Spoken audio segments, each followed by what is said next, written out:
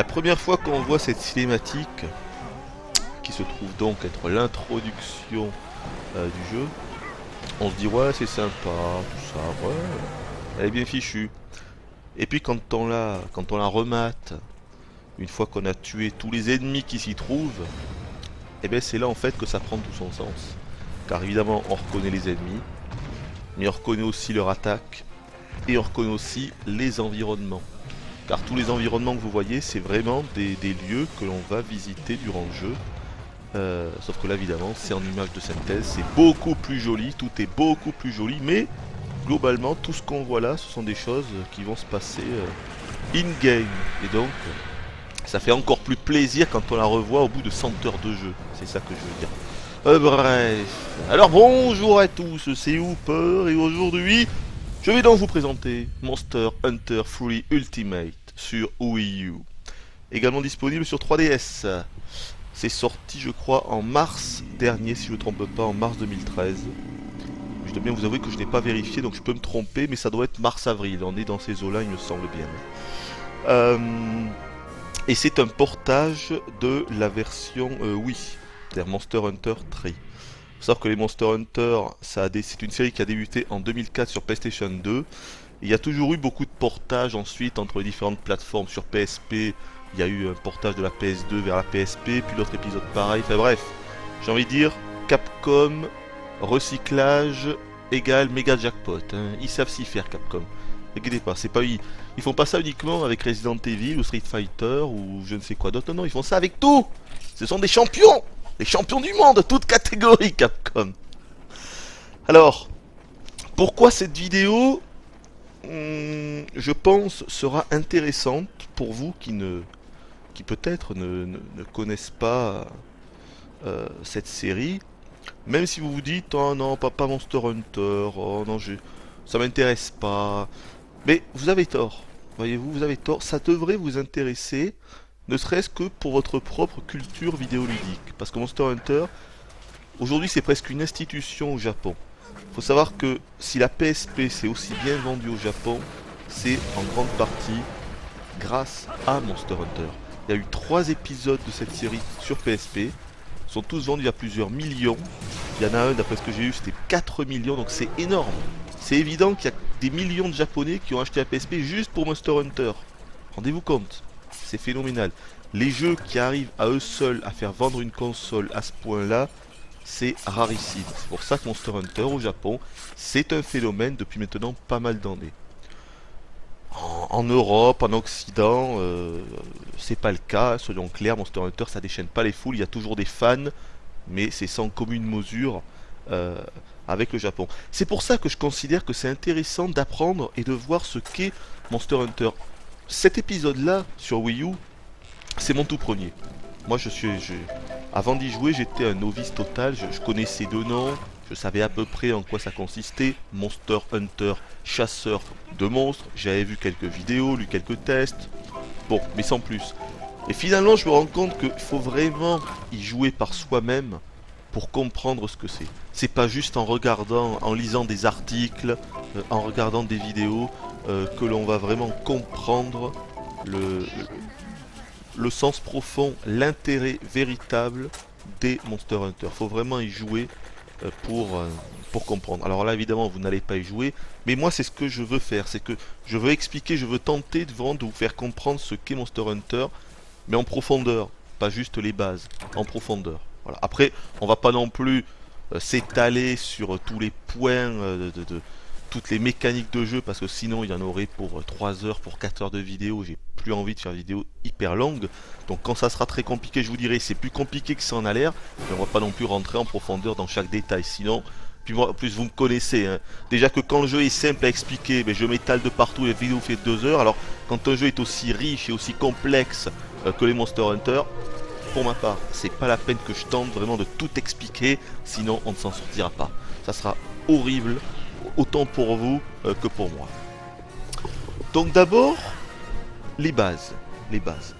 Bon, Monster Hunter, chasseur de monstres, je vous l'ai dit. En gros, au début du jeu, on va vous demander de créer votre avatar. Un truc extrêmement moche d'ailleurs, hein. La création de votre personnage Ça a plus de 10 ans de retard, j'ai complètement halluciné. Pour tout vous dire, quand j'ai commencé le jeu, franchement, moi je m'attendais à un jeu correct graphiquement, même si je savais que ça venait de la version Wii. Mais je m'attendais pas à un truc aussi laid. Je suis désolé, mais vraiment. Que ce soit la création de l'avatar, puis ensuite quand on arrive au village, histoire de dialoguer un petit peu avec les PNJ et de choisir les quêtes, et puis que l'on va au premier environnement qui se trouve être la forêt Moga, le seul environnement en fait qui est accolé au village. Tous les autres se feront par téléportation directe. Hein.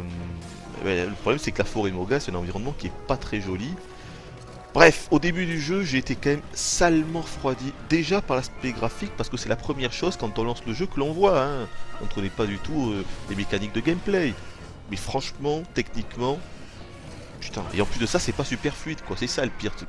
Putain, t'es dans le village, t'as l'impression que ça rame alors qu'il y a rien. Tu dis, mais on est sur Wii U. Franchement, on est sur Wii U, quoi. Une caméra fixe qu'on peut pas bouger. En fait, quand t'es dans le village, tu te croirais dans un RPG 32 bits, quoi. Voilà. Parce que tu as l'impression que ton personnage il est en 3D, les PNJ sont en 3D, mais en fait les décors sont en 2D. C'est pas le cas, les décors sont en 3D, mais vu que la caméra est fixe, qu'on peut pas la bouger, t'as vraiment l'impression de jouer à un FF 32 bits, quoi. Un Final Fantasy 32 bits. Franchement, ça choque. Moi j'ai été choqué, je vous le dis au début. J'ai été choqué, parce qu'il y a plein de trucs d'une laideur, mais vraiment, mais absolue. Absolue. Vraiment, vraiment. Et surtout quand tu vois...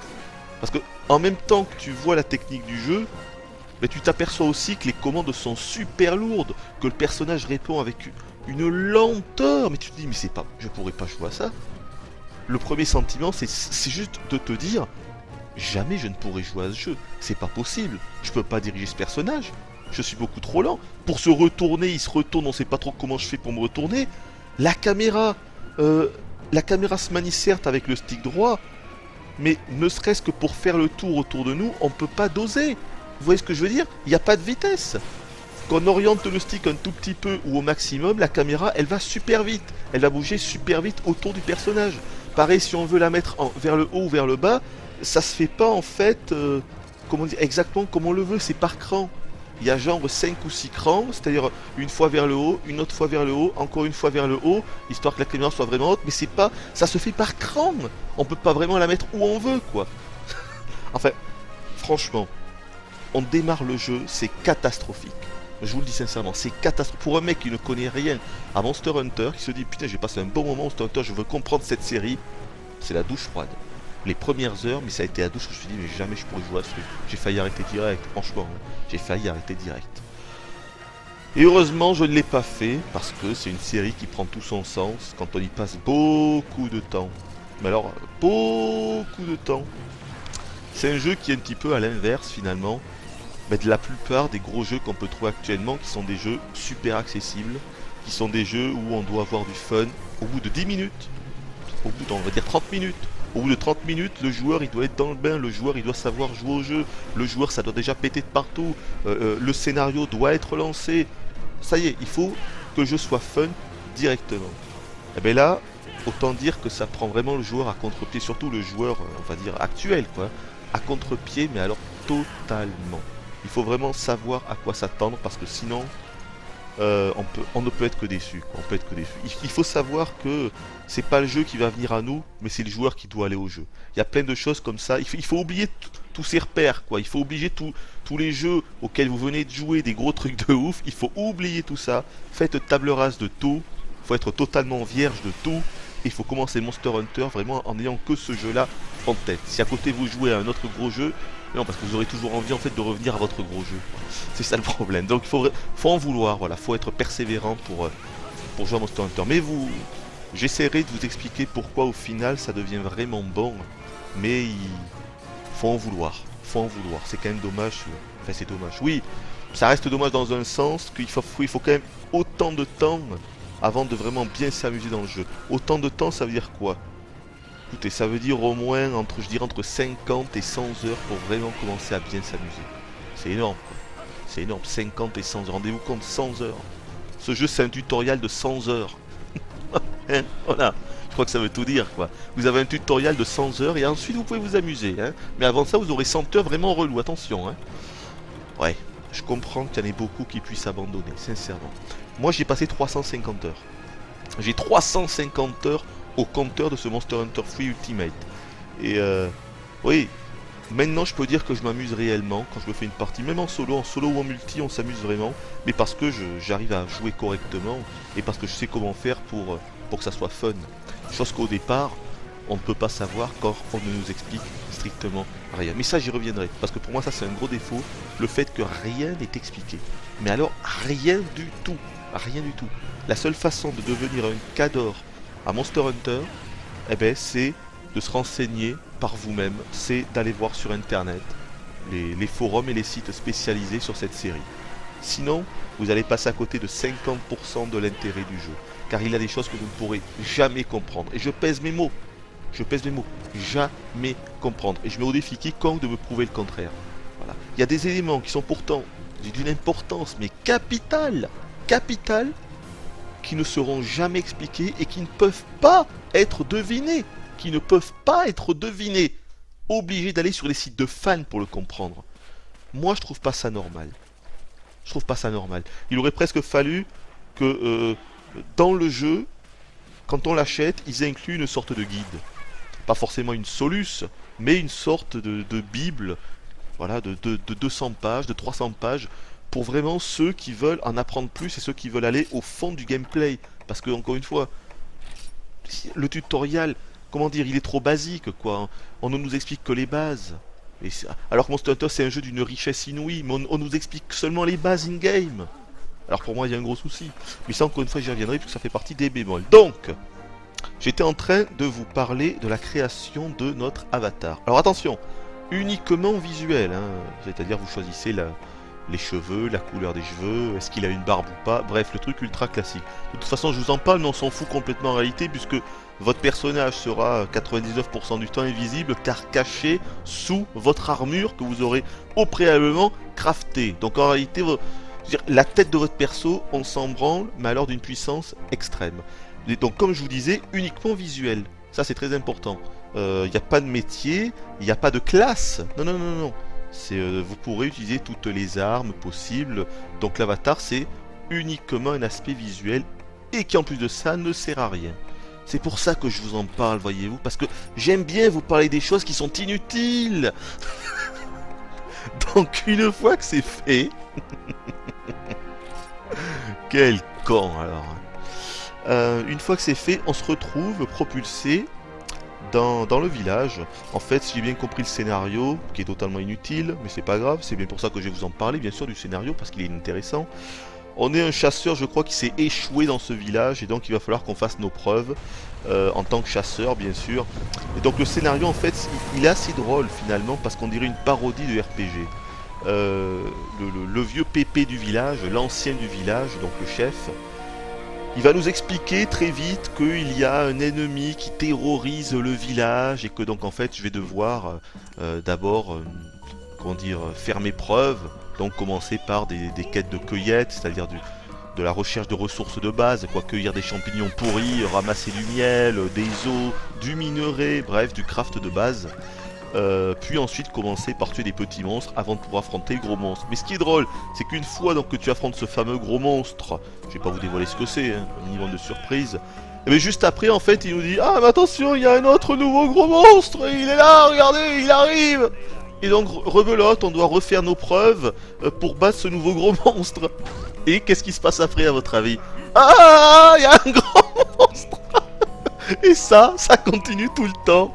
Donc c'est pour ça, on dirait une parodie en fait, c'est un sketch quoi. Ce truc c'est un running gag.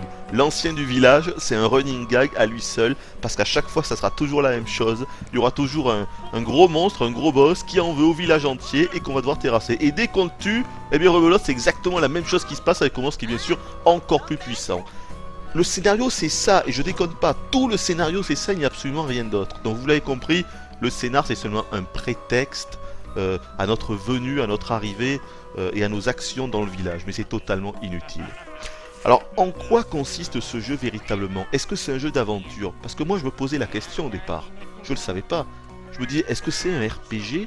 Est-ce qu'il y a un aspect exploration dans Monster Hunter? Est-ce qu'on est dans une espèce d'open world avec donc des gros boss qui vont être disséminés dans des endroits stratégiques et on va devoir attendre d'être assez fort pour aller les combattre? Mais c'est pas ça, c'est pas vraiment ça.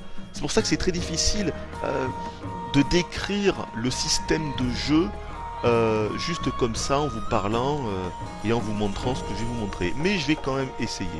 Donc Monster Hunter, c'est surtout une succession de quêtes. Quêtes qu'un PNJ, toujours le même dans le mode solo, ça sera un autre pour le multi, vous donnera. Alors bien sûr on commence par les quêtes bas niveau. D'ailleurs le début du jeu c'est vraiment comme je vous disais tout à l'heure, c'est un gros tutoriel, c'est-à-dire que ce sont que des quêtes de cueillette, du genre il faudra toujours aller dans la forêt Moga pour cueillir des champignons, pour cueillir du miel, des minerais, bref, truc classique. Mais très vite ça va être en fait des quêtes qui vont vous demander de tuer un monstre. 90% des quêtes, voire plus, ça sera vraiment ça. On va vous dire, ben voilà, vous allez tuer tel monstre dans tel environnement. Voilà. Maintenant vous prenez l'arme que vous voulez, vous prenez l'armure que vous voulez, vous prenez les objets que vous voulez dans votre inventaire, et c'est parti. Une fois que vous serez prêt, eh bien je vous téléporterai dans l'environnement et vous pourrez commencer à chercher le monstre, puis à le traquer en fait, puis à le tuer. Parce que oui, il faudra également chercher le monstre. Ça c'est également l'une des particularités. De toute façon je vous montrerai ça là en vidéo. Disons qu'on va prendre un monstre très faible. On va prendre le premier boss finalement. On va prendre le grand Jaggi. La quête du grand Jaggi, c'est le premier boss qu'on vous demandera de tuer. Donc une quête vraiment bas niveau et tout, hein. Le truc c'est une petite bouse. Bon, du coup je me prendrai une arme faible, une arme qui est pas très puissante parce que sinon je vais le one shot, le pauvre grand Jaggi. Et puis une armure pas très résistante aussi. Peut-être que je prendrai l'armure du Lagiacrus, tiens. Un Léviathan, une espèce de gros serpent des mers, parce qu'elle est assez jolie. C'était une des premières armures où je me suis dit, ah quand même ils ont fait des efforts, hein, les armures peuvent être assez sympas. Donc là aussi c'est une armure qui est plutôt bas level. Et donc je prendrai la quête du grand Jaggi. Donc je vais voir le PNJ, on prend la quête du grand Jaggi. À partir de là, qu'est-ce qui se passe? Eh bien il suffit juste que j'aille au bout du ponton, juste à gauche, j'appuie sur un bouton et hop je vais être téléporté dans l'environnement qui était inscrit sur la quête, puisqu'il y a plusieurs quand même environnements, ce sont des cartes, où se trouve donc le grand Jaggi. Donc là je sais pas où on va être, on va certainement être sur l'île j'imagine, je sais pas, ou dans le désert peut-être, bref on s'en fout. Donc là quand on arrive, quand on fait les quêtes bas niveau, vous serez toujours à votre lieu de campement. C'est-à-dire qu'il y a un lit, et surtout il y a deux coffres. Un coffre bleu, un coffre rouge. Le coffre rouge c'est juste pour les quêtes qui vont vous demander d'aller chercher un objet quelque part, puis de le ramener dans le coffre rouge, c'est tout. Le coffre bleu est plus important, puisqu'en fait dans ce coffre, il y aura toujours des fournitures qui vous aideront pour la quête en cours. C'est-à-dire que vous aurez quelques potions, des potions de premiers soins, quelques rations pour augmenter votre stamina, des munitions si vous utilisez une arme à munitions, un marqueur pour pouvoir marquer le monstre, pour ne pas avoir ensuite à le chercher dans toutes les zones, parce que ça c'est un truc qui est quand même super lourd, je pense que je vais en parler juste après. Donc voilà, en bref ce sont des fournitures qui sont là pour vous aider, mais attention, ça n'est disponible que pour les quêtes de bas niveau, donc les quêtes easy. Car oui, les quêtes sont différenciées en... En gros vous avez les quêtes niveau bas, niveau haut et niveau G, c'est le rang G. Bon, dans un souci de compréhension pour vous, on va appeler ça les quêtes easy, normal et hard. Pour les quêtes easy, vous serez toujours téléporté au campement avec des fournitures dans le coffre. Mais pour les quêtes niveau haut, ça sera pas pareil. Vous serez en fait téléporté n'importe où sur la carte. Bon. Et les fournitures du coffre n'arriveront qu'au bout de 5 ou 10 minutes, quoi. Donc vous voyez, déjà ça rajoute un petit peu de difficulté. Bref, une fois que vous avez pris vos fournitures, vous commencez à aller explorer un petit peu l'environnement, et donc votre but ça va d'abord être de trouver le monstre. Eh bien oui, parce que quand vous êtes dans cette carte, vous êtes un petit peu perdu au début, vous dites mais ok je suis là, mais alors qu'est-ce que je fais? Eh bien il faut le trouver, et le seul moyen pour le trouver, eh bien c'est juste de faire les zones une par une, et c'est pas génial de faire les zones une par une les enfants, eh oui. Eh oui, parce que en gros dans le jeu vous devez avoir, je sais pas, 6 ou 7 cartes, 6 ou 7 environnements différents, hein. Donc vous avez la glace, le désert, l'île, une région montagneuse, une espèce de forêt, environnement volcanique avec de la lave et tout, et voilà c'est tout, tout est là. Et donc dans chaque environnement est segmenté en zones. C'est-à-dire que dans ce jeu, vous avez énormément de chargements. Énormément de temps de chargement. Mais heureusement, ce sont des chargements qui passent à la vitesse de l'éclair. En 2 secondes, ce sont des chargements qui durent 2 secondes. Le temps de faire 1, 2, ça y est, vous passez à la zone suivante. Mais ça reste segmenté. Vous voyez? Là où ça devient intéressant, c'est que si vous pouvez zoner, les monstres le peuvent aussi. Par contre, là où c'est un petit peu moins bien, enfin, où ça a été un petit peu moins bien pensé, c'est que les monstres ne vont jamais vous poursuivre à travers les zones. Si vous êtes dans la merde et que vous zonez dans la zone qui est adjacente, l'ennemi ne va jamais vous suivre. Ce qui est un petit peu con, parce que normalement, quand vous vous frottez un ennemi, il devrait pouvoir vous suivre. Bon, si je dis que c'est con, c'est que les ennemis peuvent zoner, mais ils vont pas zoner pour vous poursuivre. Ils vont juste zoner comme ça, pour leur plaisir, parce qu'à un moment, ils vont se dire, ah tiens, j'ai envie de partir de cette zone, hop là, ils s'en vont. Et donc, vous devrez à ce moment-là les rechercher sur la carte entière. Ça, c'est assez lourd, mais je pense que j'y reviendrai juste après, parce que c'est quelque chose qui a failli me faire péter un câble. Mais c'est un élément qu'on ne voit plus à haut level. Et ça, c'est uniquement en bas level, quoi, quand on essaye d'apprendre un petit peu les mécaniques de jeu. Par la suite, on trouve des subterfuges, il y a un item qui permet de savoir où se trouve l'ennemi, mais tout ça, on ne sait pas au début, quoi, excusez-moi, on ne le sait pas. Donc, une fois qu'on a trouvé le grand Jaggi, ben, évidemment, on se frite à lui. Voilà, donc voilà, on le tape, on essaye d'esquiver ses attaques. Tout est basé de toute façon sur l'esquive et la contre-attaque. Dès qu'il vous attaque, faut esquiver. Ensuite, hop là, faut aller vers lui. Faut réussir à trouver une bonne ouverture pour l'attaquer au bon moment. Bref, il crève. À ce moment-là, il y a une espèce de timer qui s'enclenche. Vous avez 1 minute pour looter le corps, c'est-à-dire pour ramasser tous les drops, tous les objets qu'il y aura sur le cadavre du boss, quoi. Sachant qu'à chaque fois vous êtes obligé en fait de vous baisser pour à chaque fois récupérer un item.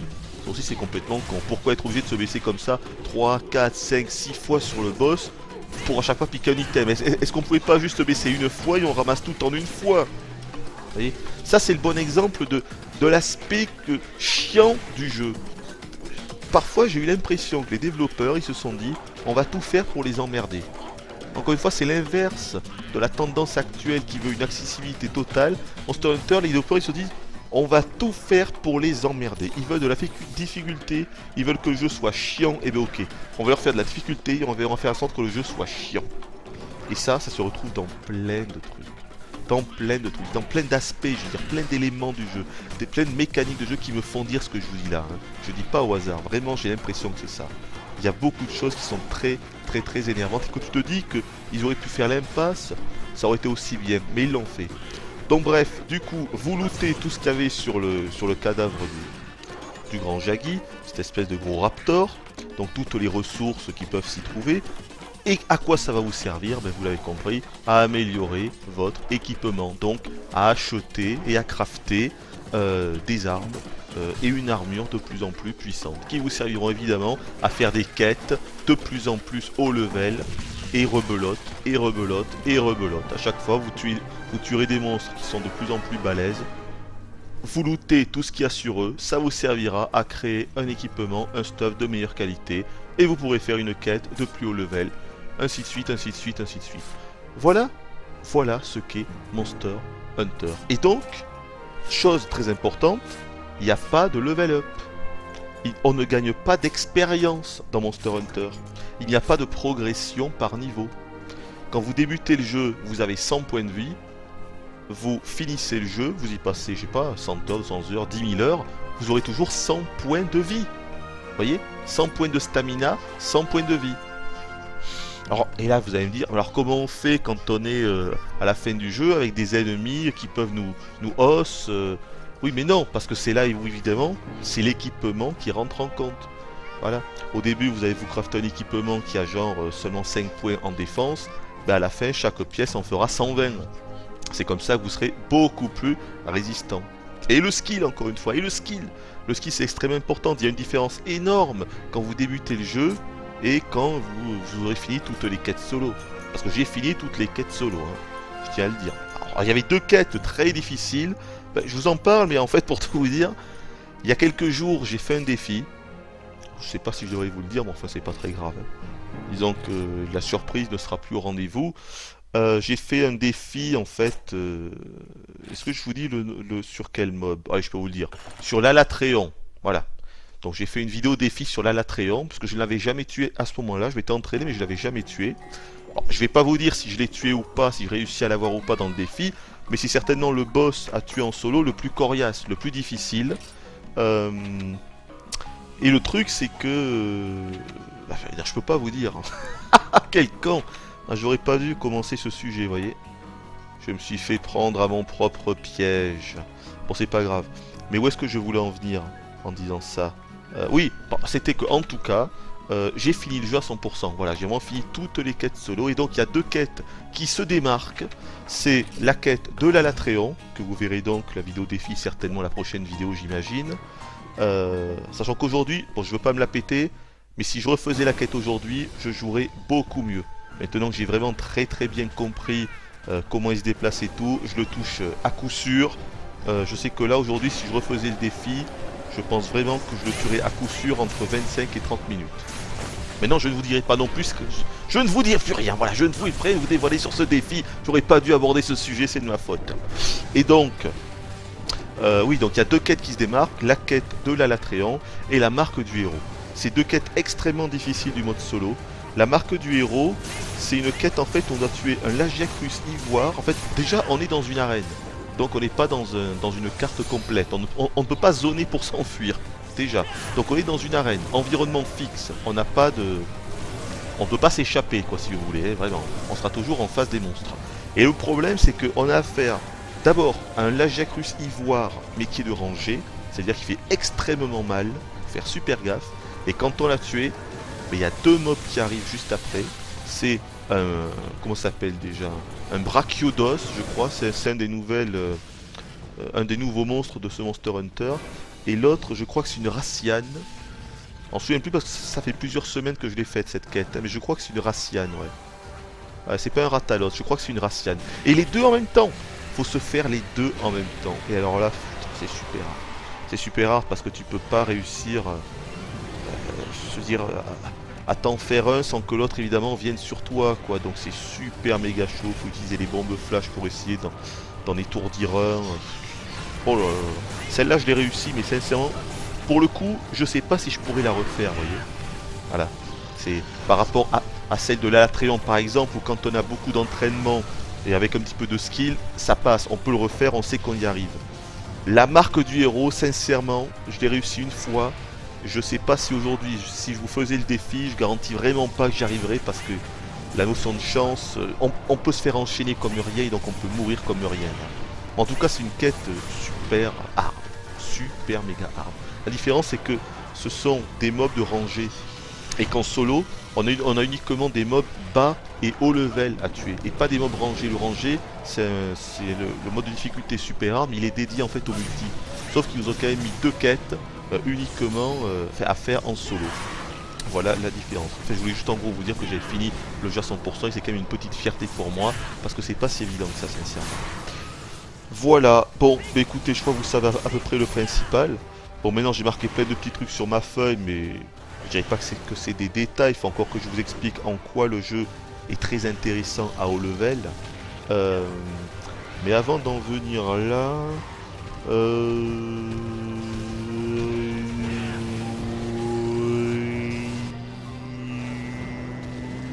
Oui, j'avais dit déjà que je vous reparlerai tout à l'heure de le coup des zones et les mobs en fait qui s'enfuient entre les zones. Alors ça c'est super méga. Alors, ok, on peut les suivre à la trace parce qu'on peut leur placer sur eux une espèce de balise qui fera en sorte que quand on regardera la carte, en fait on peut voir leur position. Donc si par exemple nous on est en zone 2 et que le monstre il est en zone 10, et bien on le verra sur la carte, on verra où il est, donc on peut directement aller dans la zone 10. Bon, donc heureusement qu'il y a ça, parce que sans ça, sans déconner, je crois que je me serais arraché les cheveux, mais alors plus d'une fois. Mais même avec ça, c'est chiant quoi. Parce qu'on se demande juste pourquoi ils changent de zone tout le temps. C'est super lourd. C'est super lourd ça. Hein. Putain, t'es là, t'es tranquille, t'es en train de te combattre le mob. Puis au bout de 3 minutes, hop là, le truc il s'envole. Voilà, tu combats par exemple un ennemi volant, le Ratalos. Parce qu'il y a quand même pas mal d'ennemis dans le jeu qui sont en fait des monstres qui peuvent voler, des dragons, des wyverns. D'un seul coup, hop là, le truc il s'envole. Bon, heureusement, tu peux suivre son ombre, c'est-à-dire que tu peux voir grâce à son ombre sur le sol dans quel endroit il va partir. Donc plutôt vers, je sais pas, en zone 5 ou plutôt en zone 2, donc tu peux te diriger vers la bonne zone. Mais ça reste super chiant parce que tu comprends pas pourquoi. Moi j'ai pas encore compris quel est l'intérêt de ça. À part nous emmerder, c'est juste pour nous emmerder. Voilà, ça nous fait faire. Alors on est obligé de changer de zone, de voir où il va atterrir. Ah non, il est pas là. Alors on va ailleurs. C'est vraiment ça c'est le truc qui m'a je crois le plus insupporté durant ma centaine de premières heures dans le jeu. Ça c'est le truc qui m'a vraiment gavé quoi. Si encore il y avait que quelques monstres qui étaient comme ça, c'est-à-dire quelques monstres qui peuvent changer de zone ou quelques monstres qui peuvent fuir parce que tous les monstres fuient également. Fuir ça veut dire quoi? Ça veut dire que quand ils sont au seuil de la mort, ben, le monstre il va se mettre à traîner la patte, il va se mettre à boiter d'un seul coup et donc là tu sais qu'il ne reste plus que quelques coups pour réussir à le tuer. Sauf que on n'arrive quasiment jamais à le tuer avant qu'il arrive à fuir. On n'y arrive pas. Donc déjà parce que quand c'est un monstre volant, ben, il parviendra quand même à s'envoler directement pour dégager une fois de plus dans une autre zone. En fait il va aller dans sa zone de repos, on appelle ça. Sa zone de repos, comme ça il va s'endormir et en fait il va pouvoir regagner sa stamina. Comme ça, voilà. Donc évidemment, avec le temps, on connaît les zones de repos des chaque mob. Donc on sait où ils volent, enfin, on sait où ils vont zoner. Et donc on y va, c'est instinctif. Mais au début, quand on ne connaît pas les mécaniques, quand on ne connaît pas les 3 ou 4 zones dont chaque mob peuvent s'y rendre, parce que oui, tous les monstres ne peuvent pas aller dans toutes les zones de chaque environnement. À chaque fois, ils ont seulement 3, 4, voire 4 zones. Et donc une fois qu'on les connaît, ben, il suffit toujours de jongler entre ces zones. Et finalement, à partir d'un moment, quand on les voit partir, je veux dire, à tel moment ou à tel endroit, on sait qu'il ira dans telle zone. Mais ça, c'est juste avec l'apprentissage. Vous voyez, c'est à force d'y jouer qu'on le sait. Mais au début, c'est un calvaire, ça. Moi, j'en pouvais plus, quoi. J'en pouvais plus, je vous dis. Hein. C'est super lourd, c'est super lourd. Et puis, quand tu as affaire à des boss comme le Duramboros, c'est l'une des seules fois où j'ai eu un time over dans une quête. Oui, parce que toutes les quêtes sont limitées en temps. Hein. On a 50 minutes en fait mais pour réussir à finaliser la quête. Le Duramboros, donc j'ai eu un time over, mais parce qu'il arrêtait pas de s'enfuir. C'est incroyable. Pendant 25 minutes, le mob il s'est enfui. Pendant 25 minutes, je me suis acharné à courir après lui. C'était du Benny Hill. C'était du Benny Hill, quoi. Il boitait, mais il a tellement de points de vie, c'est tellement un gros sac à HP que même en le tapant quand il boite, il parvient à zoner. Alors moi je dois rezoner derrière, sauf que j'ai l'impression qu'à chaque fois qu'un monstre zone, il regagne un petit peu de vitalité. Il regagne un petit peu de sa santé. Donc, il zone. Et le truc il arrête pas de s'enfuir. Et toi tu continues, tu t'acharnes dessus et boum boum boum. Et il rezone et il s'enfuit. Vas-y, pendant 25 minutes quoi. Oh, attends. Voilà. Donc ça c'est juste insupportable. Mais encore une fois, ça c'est surtout quand on est un noob et qu'on découvre le jeu. Parce que par la suite tu comprends que tu peux placer des pièges pour rendir. Tu comprends que tu as le boomerang qui peut servir aussi pour faire en sorte qu'il ne s'enfuit plus comme ça. Bref, il y a des petites techniques, mais voilà, encore une fois, c'est gratifiant quand on y arrive et quand on comprend. Mais le problème, c'est qu'on met quand même beaucoup de temps et qu'encore une fois, rien n'est expliqué. Si moi, j'avais pas été voir sur les forums ce qu'il en était réellement, je suis même pas sûr qu'aujourd'hui, j'aurais tout compris du jeu. Et encore, je dis que j'ai tout compris, mais je suis loin d'avoir tout compris. Je suis très très très loin d'avoir tout pigé, quoi. Vraiment, hein. Attention, malgré mes 350 heures. Hein. Voilà, donc je voulais absolument parler de ces histoires de zones. Au début c'est insupportable, par la suite quand on fait les trucs à haut level c'est beaucoup moins chiant, parce que, et puis en plus de toute façon on a des armes extrêmement puissantes donc on parvient à les tuer généralement avant qu'ils s'enfuient, et surtout on parvient à bien se placer, on va dire aux endroits où on sait qu'il va s'enfuir, donc on se prépare à le taper là parce qu'on sait qu'il va s'enfuir, vous voyez ce que je veux dire, mais encore une fois, c'est vraiment avec de l'entraînement qu'on y arrive, au début on est complètement perdu, on se dit mais je pourrais pas jouer pendant des heures à ce jeu comme ça, c'est pas possible un truc pareil. Vous voyez, c'est ça en fait. C'est en même temps le problème, mais c'est aussi le point fort, parce qu'encore une fois, quand on arrive à maîtriser le jeu, ça devient jouissif. Mais il faut beaucoup de temps pour le maîtriser. Beaucoup de temps. Alors qu'est-ce que j'ai marqué d'autre? Oui, il y a un truc aussi que je ne comprends pas. C'est que, bon, déjà, on ne voit pas les points de vie des monstres qu'on attaque. C'est-à-dire qu'on ne voit pas leur barre de vie. Donc, À part quand ils commencent à boiter, c'est là qu'on sait qu'ils sont presque morts, mais sinon on peut pas le savoir. Bon, ça c'est chiant, mais ça peut se comprendre qu'on ne puisse pas voir les points de vie d'un ennemi. Bon, ça peut se comprendre. J'aurais bien aimé qu'il existe un item qui nous permette de le voir, c'est pas le cas, mais ça encore c'est pas trop dramatique. Par contre, là où je ne comprends vraiment pas les développeurs, c'est qu'on ne voit pas les dégâts que l'on inflige aux monstres.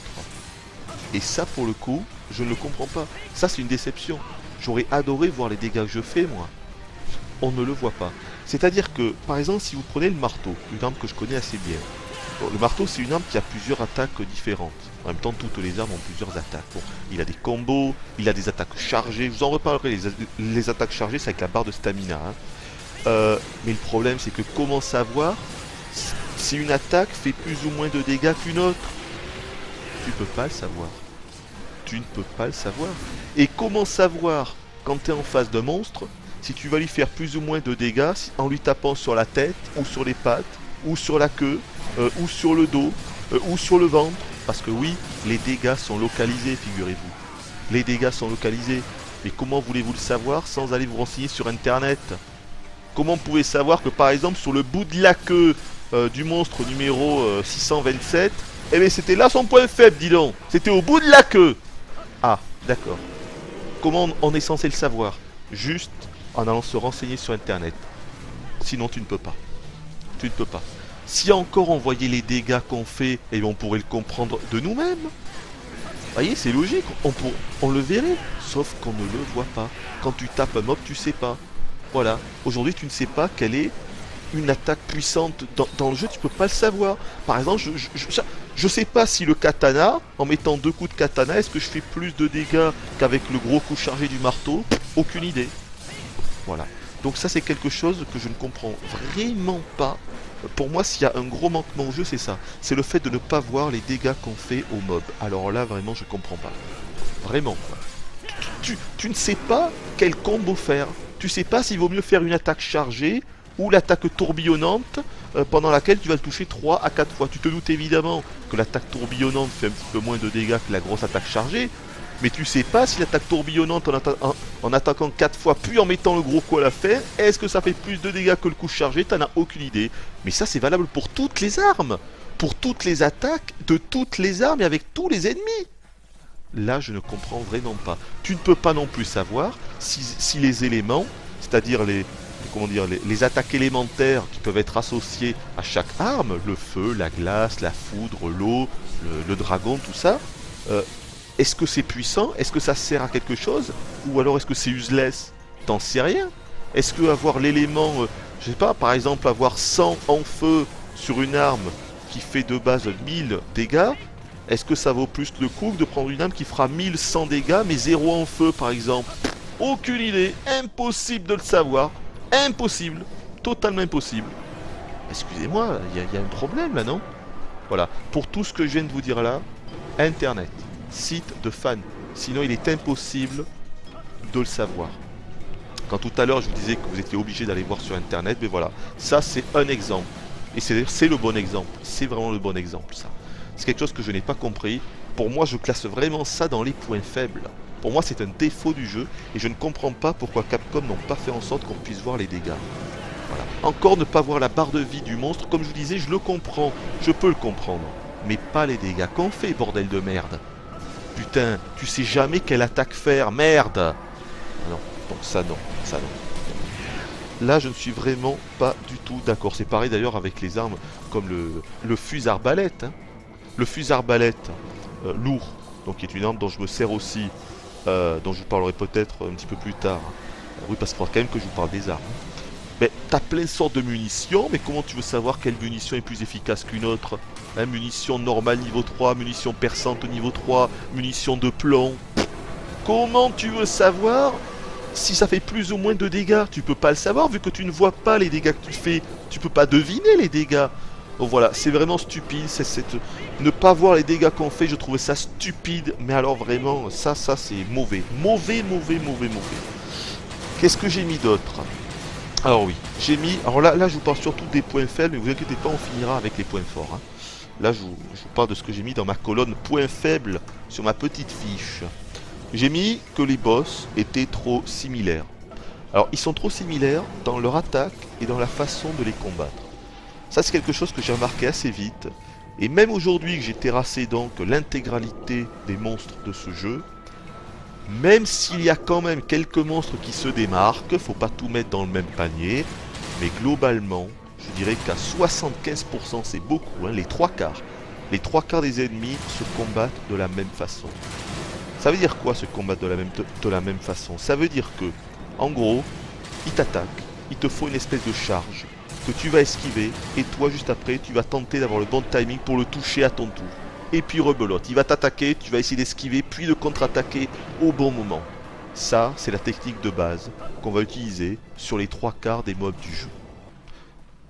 Non. Non, là aussi ça a été une déception. Moi je pensais que les ennemis seraient plus différents entre eux. Je pensais qu'il y aurait vraiment des attaques réellement uniques, réellement originales. Je pensais que les mobs étaient vraiment différents. En fait tu te rends compte qu'il y a beaucoup de mobs qui sont des sortes de clones. Or c'est pas des clones totales, ils font pas exactement la même chose. Mais globalement, ça y ressemble beaucoup et surtout beaucoup trop à mon goût. J'ai trouvé ça dommage. Quand j'ai remarqué ça, et encore une fois je l'ai remarqué assez vite quoi, je me suis dit mais c'est bizarre, j'ai l'impression de faire toujours en fait la même chose. Quel que soit l'ennemi en fait, tu utilises les mêmes techniques. Ben ouais. Ben ouais, tu utilises les mêmes techniques parce que les mobs te font à peu près les mêmes attaques quoi. Alors évidemment, les animations sont différentes et tout, mais quand tu regardes uniquement l'attaque, la façon de le faire, en fait c'est les mêmes attaques. C'est les mêmes attaques. Donc voilà, j'ai trouvé ça dommage aussi. À mon sens, les monstres sont trop similaires dans leurs attaques et dans la façon en fait d'appréhender le combat. La façon de les attaquer, la façon dont se passe le combat, les affrontements, elles sont trop similaires. C'est trop identique souvent. Encore une fois, il y a des exceptions, d'ailleurs on y viendra, il y a des exceptions. Par exemple, vous avez des combats uniques. Hein. Le combat contre le gène Moran, il est unique, bien sûr. Le combat contre l'espèce de grosse baleine, là, le Sidus, là, il est unique. Le combat contre le Dire Miralis, qui est donc le dernier boss. Enfin, non, je dis n'importe quoi. C'est pas le dernier boss. On a l'impression que c'est le dernier boss, mais en fait, il est tellement simple que bon, tu sais pas trop ce que c'est en fait. C'est rien. Mais il est très impressionnant. Et il a une façon de combattre. C'est pas intéressant, donc il est tellement gros que bon, ça en devient assez sympa de le battre, quoi, tellement qu'il est énorme. Après, je sais pas si je vous les montrerai tout ça. Je vais vous montrer pas mal de trucs, faut être clair. Je vais vous montrer un bon nombre de monstres. Je vous montrerai certainement le gène Moran quand même, parce que celui-là il vaut le coup d'œil.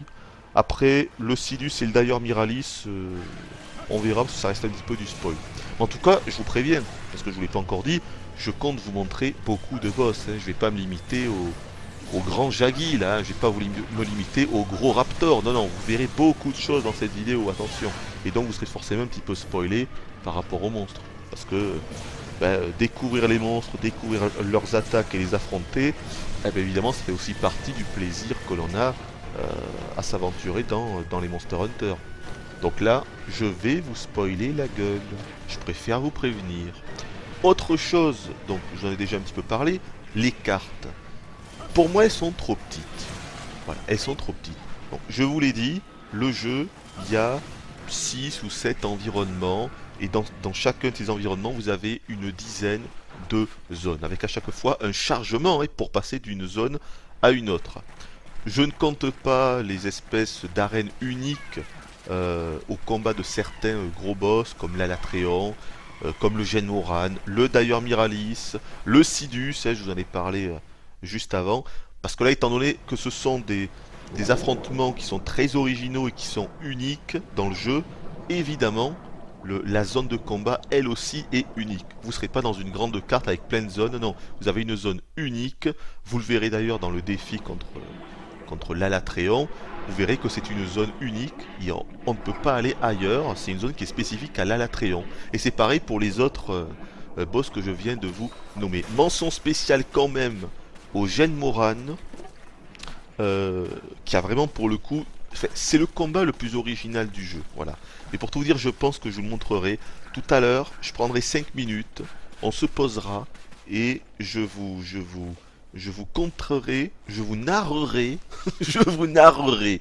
J'ai été chercher loin celui-là. Je vous narrerai, je sais même pas si ça se dit. Narrer, je vous narrerai. Ça fait bizarre quand même, hein. Ça fait vieux français. Je vous narrerai. Je vous narrerai Je vous narrerai le combat contre le gène moral parce que franchement ça vaut son pesant de cacahuètes. Ce combat est vraiment excellent. Un petit peu trop long peut-être, mais il est vraiment sympa. Il est vraiment... c'est... Écoutez, je vous laisse la surprise pour tout à l'heure. Si vous voulez pas le voir, vous couperez la vidéo juste avant. Mais j'ai trop envie de vous le montrer. J'ai trop envie de vous le montrer. Mais bref, donc on revient aux zones. Mais oui, elles sont trop petites, quoi. T'as l'impression que chaque zone, c'est des espèces de petites terres de combat, de petites arènes de combat. Vous voyez, chaque zone doit faire, je sais pas, en superficie, qu'est-ce que je peux prendre on est évidemment bien en dessous d'un terrain de foot, par exemple. Vous voyez, ça serait plus genre 2 terrains de tennis. Voilà, 2 terrains de tennis. Chaque zone, c'est 2 terrains de tennis, voire des fois un seul. Des fois, c'est un seul terrain de tennis. Donc, vous voyez, c'est tout petit. C'est vraiment tout petit, on se sent confiné, quoi. Et donc, dans chacune de ces zones, pour vous expliquer un petit peu l'architecture des cartes, dans chacune de ces zones, vous avez 2 ou 3 chemins, 2 ou 3 embranchements. Et quand vous y allez, il y a un micro temps de chargement, on pourrait dire, qui dure 2-3 secondes, pas plus. Et vous allez vous retrouver dans une autre zone. Voilà.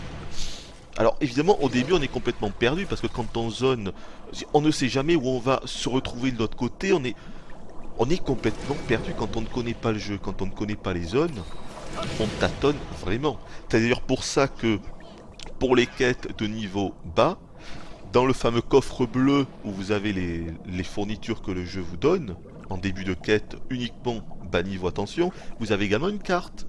Il vous propose de choper une carte. Vous pouvez prendre une carte, la mettre dans votre inventaire, et du coup, en haut à droite, vous verrez la carte entière avec les zones qui sont numérotées. Hein. Zone 1 à 10, vous voyez vraiment le numéro des zones. C'est ça Monster Hunter. Les zones, il n'y a pas de nom pour les zones. Elles sont pas titrées. Non, non, elles sont numérotées. C'est pour ça qu'on parle vraiment de zone 2, zone 3, zone 4, zone 5. Monster Hunter, c'est ça. Et à partir, ce qui est drôle, c'est qu'à partir du niveau haut, donc le niveau de difficulté supérieur, il n'y aura plus de cartes. Il n'y en a plus. Le jeu considère, les développeurs considèrent que vous avez appris tous les environnements par cœur, que vous n'avez plus besoin d'avoir la carte. Vous savez que quand vous allez zoner à tel endroit, vous atterrirez dans telle zone, ainsi de suite, ainsi de suite. Vous voyez, ça c'est rare aussi. Moi je n'ai vu ça que dans Monster Hunter, un jeu où à partir d'un moment, on ne vous donnera plus de cartes, parce qu'on considère que vous les connaissez toutes par cœur, c'est fini, les cartes c'est terminé. C'est particulier quand même, hein, comme principe. Et bref, donc voilà ce qu'il faut retenir, c'est que pour ma part, les arènes, les aires de combat sont trop petits, ne sont pas assez vastes. Et également que, moi je pensais au départ vivre une grande aventure, je pensais vivre une épopée. Je pensais que le jeu se déroulait dans, comment dire, dans un monde finalement, mais sauf que ça n'a pas de cohérence. Ça n'a pas de cohérence. C'est chaque environnement, c'est comme je vous l'ai dit, donc c'est la glace, le feu, vous voyez, la forêt, c'est. Mais en plus de ça, c'est assez petit, c'est pas grand. Et puis il n'y a rien à y faire, à part tuer le monstre, évidemment, ramasser des ressources, parce que dans chaque environnement, vous aurez toujours des trucs à ramasser. Hein.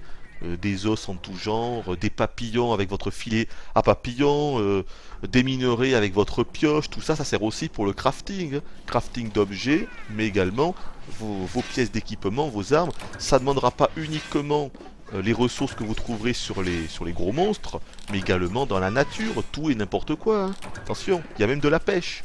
Vous pouvez pêcher dans Monster Hunter, oui, vous pouvez pêcher avec plein de poissons. Ça se fait de façon assez classique. Hein. Il y a des spots de pêche prédéfinis, vous ne pouvez pas pêcher où vous voulez. Des spots de pêche prédéfinis dans toutes les zones, enfin du moins dans les zones où il y a de l'eau forcément. Et donc vous lancez votre canne, et puis quand le bouchon... déjà ce qui est bien c'est que vous voyez visuellement les poissons. Hein. Et donc quand vous voyez le bouchon s'enfoncer dans l'eau, hein, et bien évidemment vous retirez la canne et hop là vous chopez le poisson associé. Sachant qu'il y a tout de même des poissons, comme les poissons d'or je crois que ça s'appelle. Je sais plus exactement, qui sont un peu plus coriaces parce que le bouchon il s'enfonce que pendant une fraction de seconde et si vous appuyez sur le bouton pour retirer le bouchon, si vous ferrez un petit peu trop tard ou un petit peu trop tôt, le poisson vous le ratez. Voilà.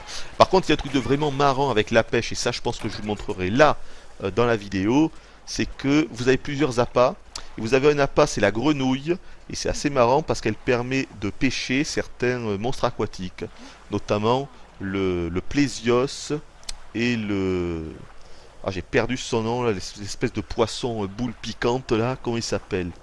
Le Gobus, le Golus, je sais plus, le Golus, je crois. Golus. Pas certain que ça soit Golus, mais c'est un truc dans le genre. Je vous montrerai ça, soit avec le Plésios, soit avec le Golus. Non, Gobus. Ah, je ne sais plus. Enfin, avec l'un des deux. Ce qui est marrant, c'est que donc... oui, parce qu'il y a des combats aquatiques, mais qui sont quand même super chiants. Parce que on bouge encore plus lentement que sur Terre. Et déjà que le maniement est assez lourd sur Terre. Alors, je vous raconte pas dans l'eau. Hein. Ça reste jouable, mais c'est juste chiant, voilà. L'eau... Combattre dans l'eau, c'est chiant, c'est tout, c'est chiant. Donc il vaut toujours mieux combattre sur le sol. Et donc pêcher à la grenouille, ça permet en fait d'appâter le monstre aquatique et de le faire venir sur le sol. Donc ça c'est quand même génial. Que ce soit le Gobus ou le Plésios, et je crois qu'il y en a un autre aussi, et bien on peut directement en fait, grâce à la grenouille, à l'appât grenouille, hop là, le faire venir sur la terre ferme et donc le combattre sur la terre ferme. Bon. Même s'il est toujours possible qu'à un moment donné, il décide de revenir dans l'eau. Hein. Mais voilà, ça c'est assez marrant. C'était partie des petits trucs qui m'ont bien fait marrer. Mais bref, donc oui, je vous parlais des cartes qui sont trop petites. Ben oui, voilà, c'est trop petit. Tout est trop petit. Chaque environnement est trop petit. Les zones pour moi sont trop petites. On se sent confiné. On se sent pas dans un monde. On se sent vraiment dans des zones, quoi. On se sent dans des zones fermées et cloisonnées. Et je trouve ça dommage. Voilà. Oui, alors quelque chose de très important dont je ne vous ai pas encore parlé. Enfin si, je vous ai parlé du crafting des armes et des armures, mais il y a tout l'aspect artisanat des objets, c'est-à-dire pour vous créer des potions et tout un tas d'items extrêmement importants durant vos quêtes. Et là, on aborde un point qui est très important et qui est là aussi extrêmement chiant. Chiant parce que il utilise des mécaniques, que ce que moi j'appelle des mécaniques qui proviennent des MMO. Le problème c'est que Monster Hunter n'est pas un MMO. Donc je ne comprends pas pourquoi on nous oblige à faire de la cueillette en pagaille, aller cueillir des champignons pourris, aller cueillir son miel, aller, je sais pas moi, attraper des papillons, enfin bref. Tout ça, vous serez obligé de le faire pendant très longtemps. Alors pas à haut level, parce qu'à haut level vous allez comprendre, d'abord vous n'allez plus vous servir d'énormément d'objets, mais surtout vous avez la ferme à côté, enfin la ferme, c'est pas forcément à haut level. Comment dire, bon, allez, disons que pendant les 50 premières heures, et je suis gentil, je dirais plutôt les 100 premières heures, vous allez être obligé, quasiment entre chaque quête, eh bien, de faire une séance de collecte en fait de ressources diverses et variées un peu partout. C'est-à-dire que dans chaque environnement, dans la forêt Moga, qui est donc l'environnement qui est accolé au village, mais également dans tous les autres, vous aurez toujours des spots où vous pourrez ramasser, dans la nature, partout, plein de trucs. Et ces trucs-là vont servir à crafter, à créer par vous-même, à synthétiser, ils appellent ça dans le jeu, eh bien, des nouveaux objets qui vous serviront. Le truc de base, c'est la potion de soin et les méga soins. Mais à côté de ça, il y a plein d'autres trucs. Alors, dit comme ça paraît bien. Le problème, c'est que quand je vous dis que ça utilise des aspects MMO, c'est que c'est insupportable. C'est-à-dire que ce qui est bien, c'est le fait de devoir crafter ses propres items qu'on va utiliser, c'est bien, j'ai rien contre. Mais qu'on nous oblige pas tout le temps à aller dans chaque environnement pour aller choper des conneries et tout. Surtout, et c'est là où est le gros bémol, surtout qu'on est très limité en place dans notre inventaire. C'est-à-dire que, imaginons, vous voulez vous faire une séance de collecte de ressources, donc vous allez dans la forêt de Moga. Mais le problème c'est que vous ne pourrez pas tout choper dans la forêt Moga, il faudra faire un choix. Soit vous prenez genre les minerais et les papillons, bah alors du coup vous laissez tomber tout ce qui est par terre, les os et tout, les champignons, le miel et d'autres trucs que je n'ai plus en tête. Pourquoi? Parce que vous n'aurez pas assez de place dans votre bourse, dans votre sac, parce qu'on est super limité. Et ça c'est quand même un comble. C'est-à-dire que non seulement la collecte c'est quelque chose qui est super méga chiant, parce que ça prend du temps pour rien, c'est une perte de temps. Tu te dis mais pourquoi je fais ça? Putain, on se croirait dans un putain de MMO, sauf que je suis pas dans un MMO, je suis dans un jeu solo. Je fais mon solo et on m'oblige à aller faire de la cueillette quoi. de l'artisanat de base. Aller choper pour la 100e fois du miel. Non, non, c'est pas possible. Ça c'est pas possible, bordel de bordel. Surtout quand tu peux pas tout prendre dans ton sac, que tu dois faire un choix, quoi. Alors à chaque fois, hop là, tu prends tout, puis t'es obligé de revenir à ton village pour tout déposer dans ton coffre. Parce que dans le village, on a quand même notre coffre-fort. Notre coffre normal. Qui lui, par contre, permet de stocker une quantité, pas infinie, mais quasiment infinie. Peut-être que tout à l'heure j'y reviendrai, d'objets en tout genre, donc là c'est pas un problème. Mais sur vous, quand vous partez en quête, vous êtes limité à combien il y a d'emplacements, je peux vous dire, hein. Ça va faire 3 x 8, donc 24 ou 10, 24 ou 30 emplacements. Sauf que le problème c'est que déjà, quand vous avez sur vous vos potions et plein de trucs ultra importants, hein, des amulettes pour augmenter votre défense et votre attaque et tout, au final il vous en reste plus que 10 hein, de la place. Donc en fait il vous reste 10 places pour aller faire, pour aller cueillir tous vos trucs. Non, ça c'est insupportable et c'est insupportable. Alors pour pallier à ça, ils ont fait une espèce de potager. Ça s'appelle la ferme dans le village. C'est un petit coin un petit peu séparé du village, vers le bas. Donc tout ce que je vous dis là, ce sera des éléments qu'on va débloquer au fur et à mesure. C'est pas directement disponible, hein. Ça va se débloquer en faisant des quêtes. Et vous aurez droit à un premier potager, puis un autre, puis un autre, puis un autre. Et au fur et à mesure, vous pourrez finalement vous servir de votre ferme. Pourquoi je dis potager, moi? Pourquoi j'ai dit potager? C'est pas un potager. Enfin, si, c'est une sorte de potager. C'est un potager de ressources de craft, quoi, si vous voulez. C'est-à-dire qu'en gros, qu'est-ce que c'est ce potager? Enfin, la ferme. Ça s'appelle la ferme. Qu'est-ce que c'est la ferme? C'est très simple. Par exemple, vous allez pouvoir... comment dire... Vous allez pouvoir faire pousser des champignons. Donc, par exemple, le champignon bleu, qui est l'un des champignons les plus importants car il permet de créer des potions. Donc c'est la base, voyez-vous. Eh bien, vous allez en utiliser un que vous aurez au préalablement chopé donc dans la forêt Moga ou ailleurs. Vous allez donc le mettre dans la ferme, puis il va falloir payer en fait. Payer avec des ressources. Alors ça aussi j'en ai pas parlé, putain. Ça aussi j'en ai pas parlé, quoi. Alors des ressources là, quand je parle de ressources à la ferme, c'est une autre forme de ressources. C'est une forme de monnaie en fait. Ça se fait avec le fils du chef, toujours au village. Et en fait, ça sert, entre autres, mais surtout à ça, justement, à payer ce que vous allez faire à la ferme. C'est-à-dire à faire... à planter ce que vous allez planter dans votre potager pour faire pousser des conneries. Pour faire pousser des objets en tout genre. Et pour ça, vous avez besoin d'une ressource. Et cette ressource, comment elle se trouve? Eh bien, elle se trouve en tuant des monstres que vous aurez déjà en fait tués dans des quêtes classiques et qui donc du coup vont se débloquer dans l'environnement de la forêt Moga. Vous les trouverez aléatoirement pour savoir quels sont les monstres qui vont être visibles dans les jours qui arrivent en fait. Par rapport au temps de jeu, vous pouvez aller directement voir le fils du chef et il vous dira alors demain il y aura un Ludros royal que vous pourrez tuer, après-demain vous aurez un Lagiacrus, après dans une semaine vous aurez autre chose. Bref, il y a une espèce de cycle comme ça, voilà. Sachant que d'ailleurs dans la forêt Moga, vous pourrez y chasser de jour comme de nuit. Et en fait de nuit ce sont les quêtes vraiment haut level, quoi. D'ailleurs, parenthèse, dans tous les environnements du jeu sont disponibles à la fois de jour mais également de nuit.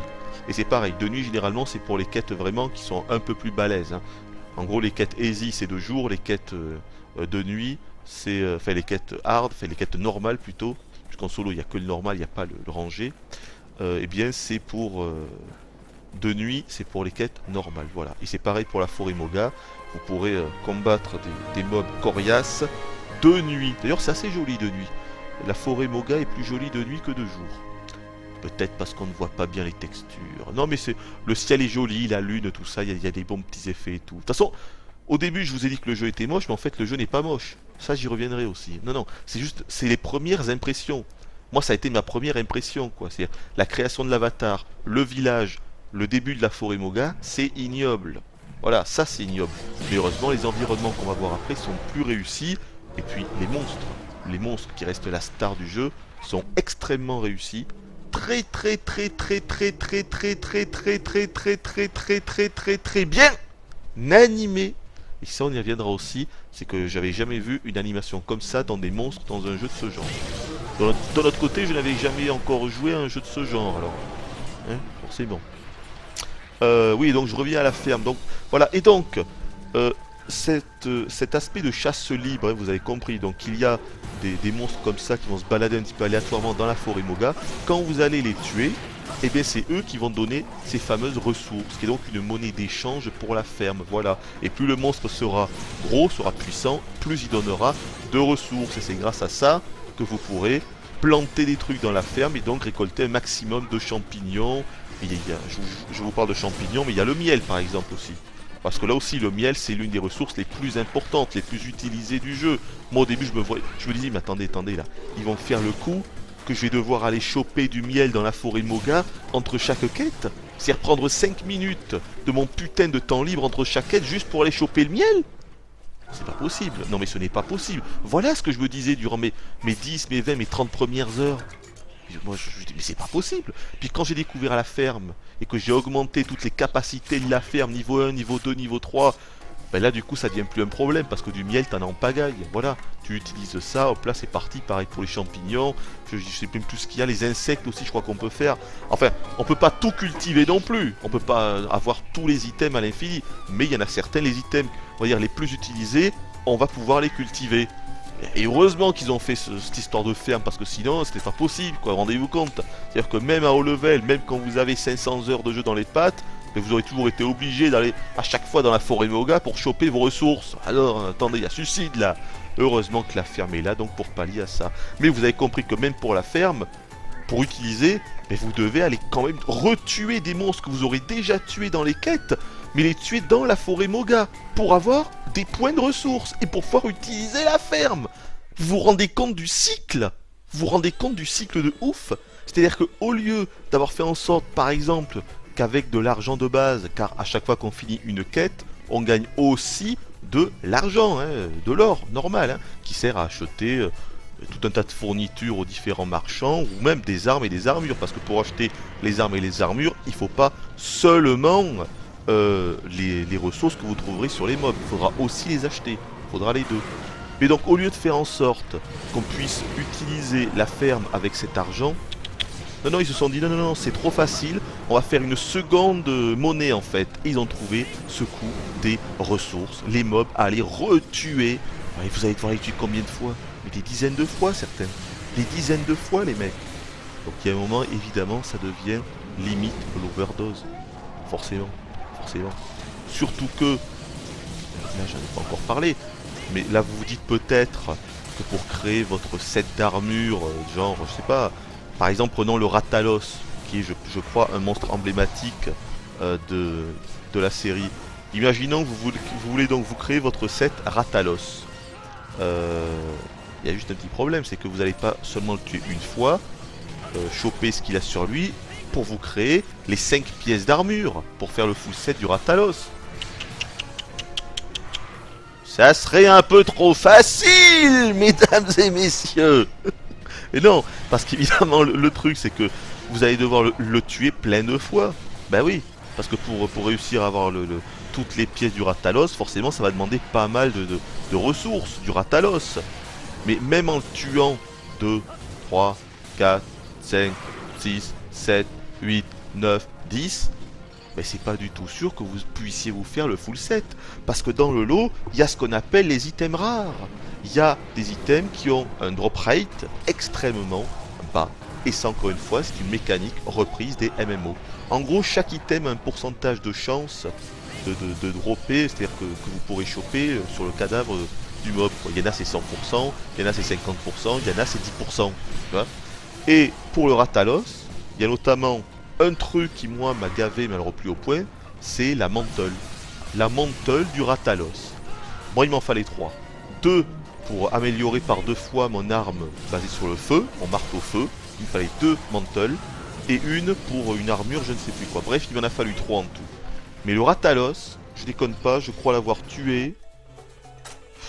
Je saurais pas vous dire, mais je crois vraiment l'avoir tué au moins plus de 50 fois. Je crois l'avoir tué plus de 50 fois. Vous vous rendez compte? Le Ratalos. En plus, c'est pas un boss de merde, quoi. Alors, pas en solo, je vous rassure, pas en solo. Et c'est là, d'ailleurs, que le multi entre en compte. Et c'est là que beaucoup de gens utilisent le multi. C'est pour farmer des mobs comme le Ratalos. Et de toute façon, je sais même pas si le Ratalos il peut dropper la mantle en solo, pour tout vous dire. Je pense que oui, mais j'en suis pas sûr à 100%. Vu que c'est forcément un rangé, je suis pas sûr. Enfin, ce qu'il faut comprendre, c'est que la plupart des joueurs, quand il faut farmer des mobs, ils le font pas en solo, ils le font en multi. Voilà, il y a carrément des salles qui se créent exprès. Farming Ratalos, c'est marqué Farming Mantle. Et ça pour tous les boss, parce que là je vous parle du Ratalos, mais c'est valable pour quasiment tous les boss. Il y a toujours un ou deux items qui sont super rares à choper. Pour le Nargacula Sélénite, rangé, pareil, il y a un truc qui s'appelle l'éclat de lune, un truc du genre, c'est super rare, c'est un truc qui doit dropper à 5%. Donc si t'as pas de bol, tu peux le faire 20 fois sans que ça droppe. Vous vous rendez compte? C'est vraiment repris des MMO. Ce principe d'un drop rate extrêmement faible, c'est repris des MMO. Ça vous impose à devoir refaire un même monstre plein de fois, si vous voulez améliorer une arme au maximum ou vous faire le full set d'un ennemi. Parce que tous les boss ont leur full set. Le Ratalos il a son set d'armure, le Nargacula pareil, tous les boss auront leur armure qui leur seront dédiées, quoi, avec les talents dédiés et tout. Mais vous vous rendez compte, pour réussir à tout avoir, c'est impossible. C'est bien pour ça d'ailleurs que vous devez faire un choix. Vous ne pourrez pas tout avoir. Et parfois vous avez même des joueurs, ce qu'ils font c'est que en fonction des drops qu'ils auront eu, ben, ils choisissent l'armure. C'est-à-dire qu'ils choisissent pas l'armure en fonction de leur goût, mais en fonction du drop. C'est-à-dire que par exemple un jour ils vont tuer, je sais pas moi, le Ratalos, ils vont avoir une mantle, ils vont dire ah du coup je vais peut-être me faire le full set du Ratalos, tu vois, parce qu'ils ont eu la mantle, donc ils se disent ah je vais peut-être me le faire. C'est presque plus facile de faire comme ça que le contraire. Mais bref voilà, il fallait aussi que je vous dise ça, quoi. C'est que quand vous voulez vous créer une armure, il suffit pas juste de tuer le mob une à deux fois. Non, non, il va falloir le farmer, le machin. MMO style. Vous allez devoir le farmer. Il faut en avoir conscience de ça. Il faut vraiment en avoir conscience. Voilà. Bon, on va passer à un autre sujet. Donc je reprends ma petite feuille. Putain, ça part un petit peu dans tous les sens, hein, je suis désolé. Et je commence à avoir mal à la gorge. Je vais me prendre un bonbon. Un bonbon dont je ne dis plus le nom parce que j'en ai marre qu'on dise que je suis sponsorisé par les bonbons. Donc maintenant je dirais un bonbon. Le Hooper est sponsorisé par les bonbons. Oui, mangez des bonbons. Allez hop. Des bonbons jaunes. C'est bon les bonbons jaunes. Bon, alors. Parce qu'il y a encore plein de trucs à faire et putain. Je me rends compte qu'on a dépassé l'heure. Ça m'énerve. Ça m'énerve. Ah, je vous avais bien dit que je voulais revenir à des vidéos de 20 minutes. C'est bien parti, pas vrai? Bien sûr que c'est bien parti.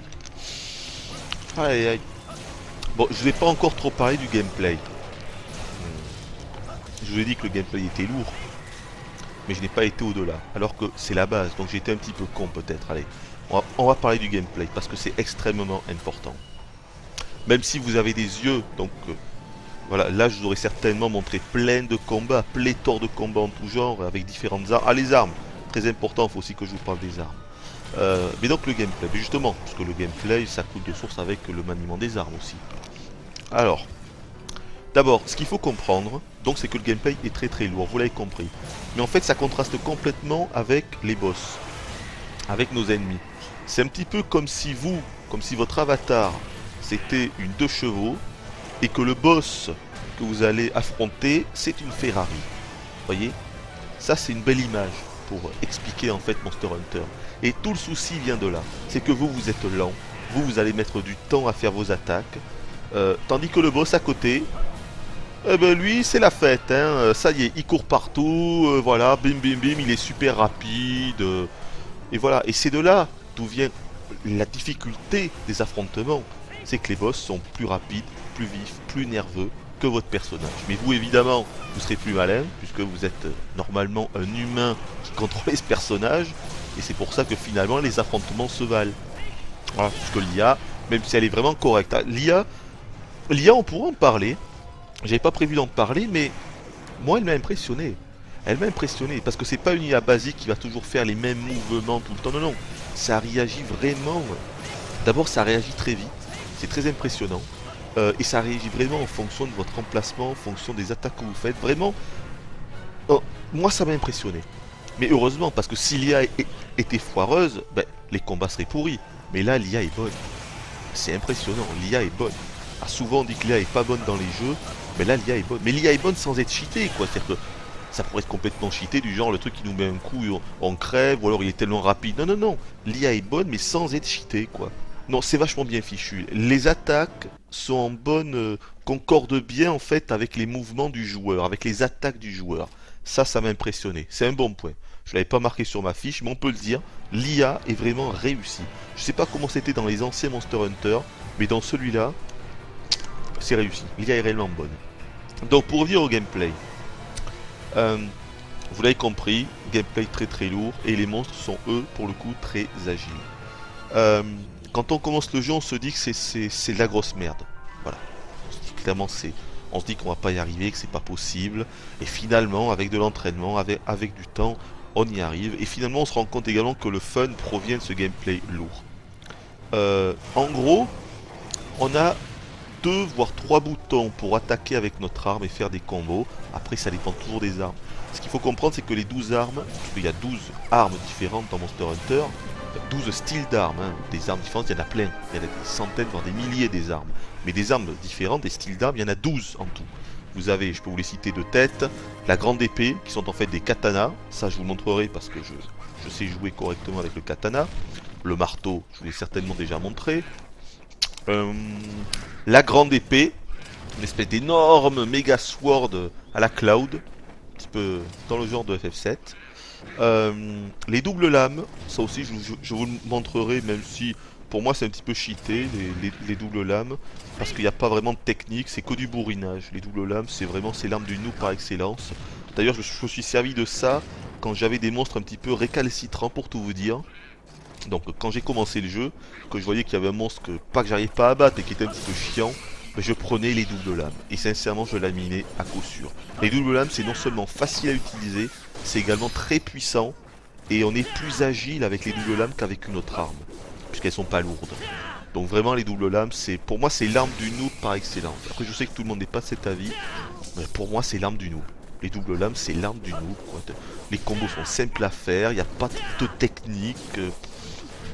Vraiment, les doubles lames, une arme très facile à utiliser. La Morpho H, je l'ai pas beaucoup utilisée, mais je pense que c'est très intéressant. Elle a l'air assez complexe à manier quand même, la Morpho H, mais je pense que c'est une arme intéressante. Je vais peut-être m'y mettre d'ailleurs. Fusil arbalète léger, fusil arbalète lourd. Donc là c'est des armes avec des munitions, hein. C'est des guns, tout simplement c'est des guns. Ça aussi je vous l'aurais montré puisque je sais bien manier le lance-flingue lourd. Pas le lance-flingue, le fusil arbalète. Le lance-flingue c'est une autre arme. Donc bah, est-ce que je sais pas trop si je vous parle des armes en détail parce que là je sais pas trop. J'ai pas trop envie parce que je risque de vous parler pendant 30 minutes des armes. Ce que vous devez comprendre, c'est que chaque arme se manie réellement différemment. C'est pas comme dans certains jeux où c'est juste le skin qui change ou alors quelques petits trucs qui changent. Non, non, non. Là, c'est vraiment chaque arme se manie totalement différemment. C'est limite si les boutons ils sont complètement différents aussi. Donc vraiment, il faut appréhender chaque arme comme une nouvelle arme, limite comme un nouveau jeu. Vraiment. Il y a des jauges qui sont spécifiques à une arme précise. Avec une autre arme, ça sera une autre jauge qui servira à autre chose. Vraiment, chaque arme se manie réellement différemment. Ça, il faut le savoir. Ce qu'il faut savoir aussi, c'est que donc vous avez des armes de mêlée, celles que je vous ai citées, et des armes à distance. Donc le fusil arbalète léger, lourd, le lance-flingue quand on tire, mais surtout l'arc également. Voilà, j'ai dû oublier des armes, hein, quelques-unes. La cornemuse, tiens. La corde de chasse, donc c'est une cornemuse, c'est assez marrant.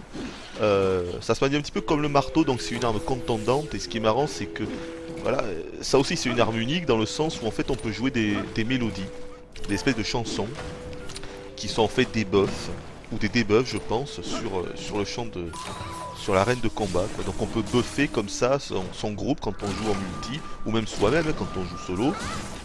Et chaque cornemuse en fait aura des partitions différentes, quoi. Vous voyez? Donc moi j'y ai à peine joué, donc je peux pas trop vous en parler, mais rien que la cornemuse, c'est clair qu'il va falloir des dizaines et des dizaines d'heures pour réussir à savoir s'en servir, quoi. Ouais, je vous parle uniquement de la cornemuse, quoi.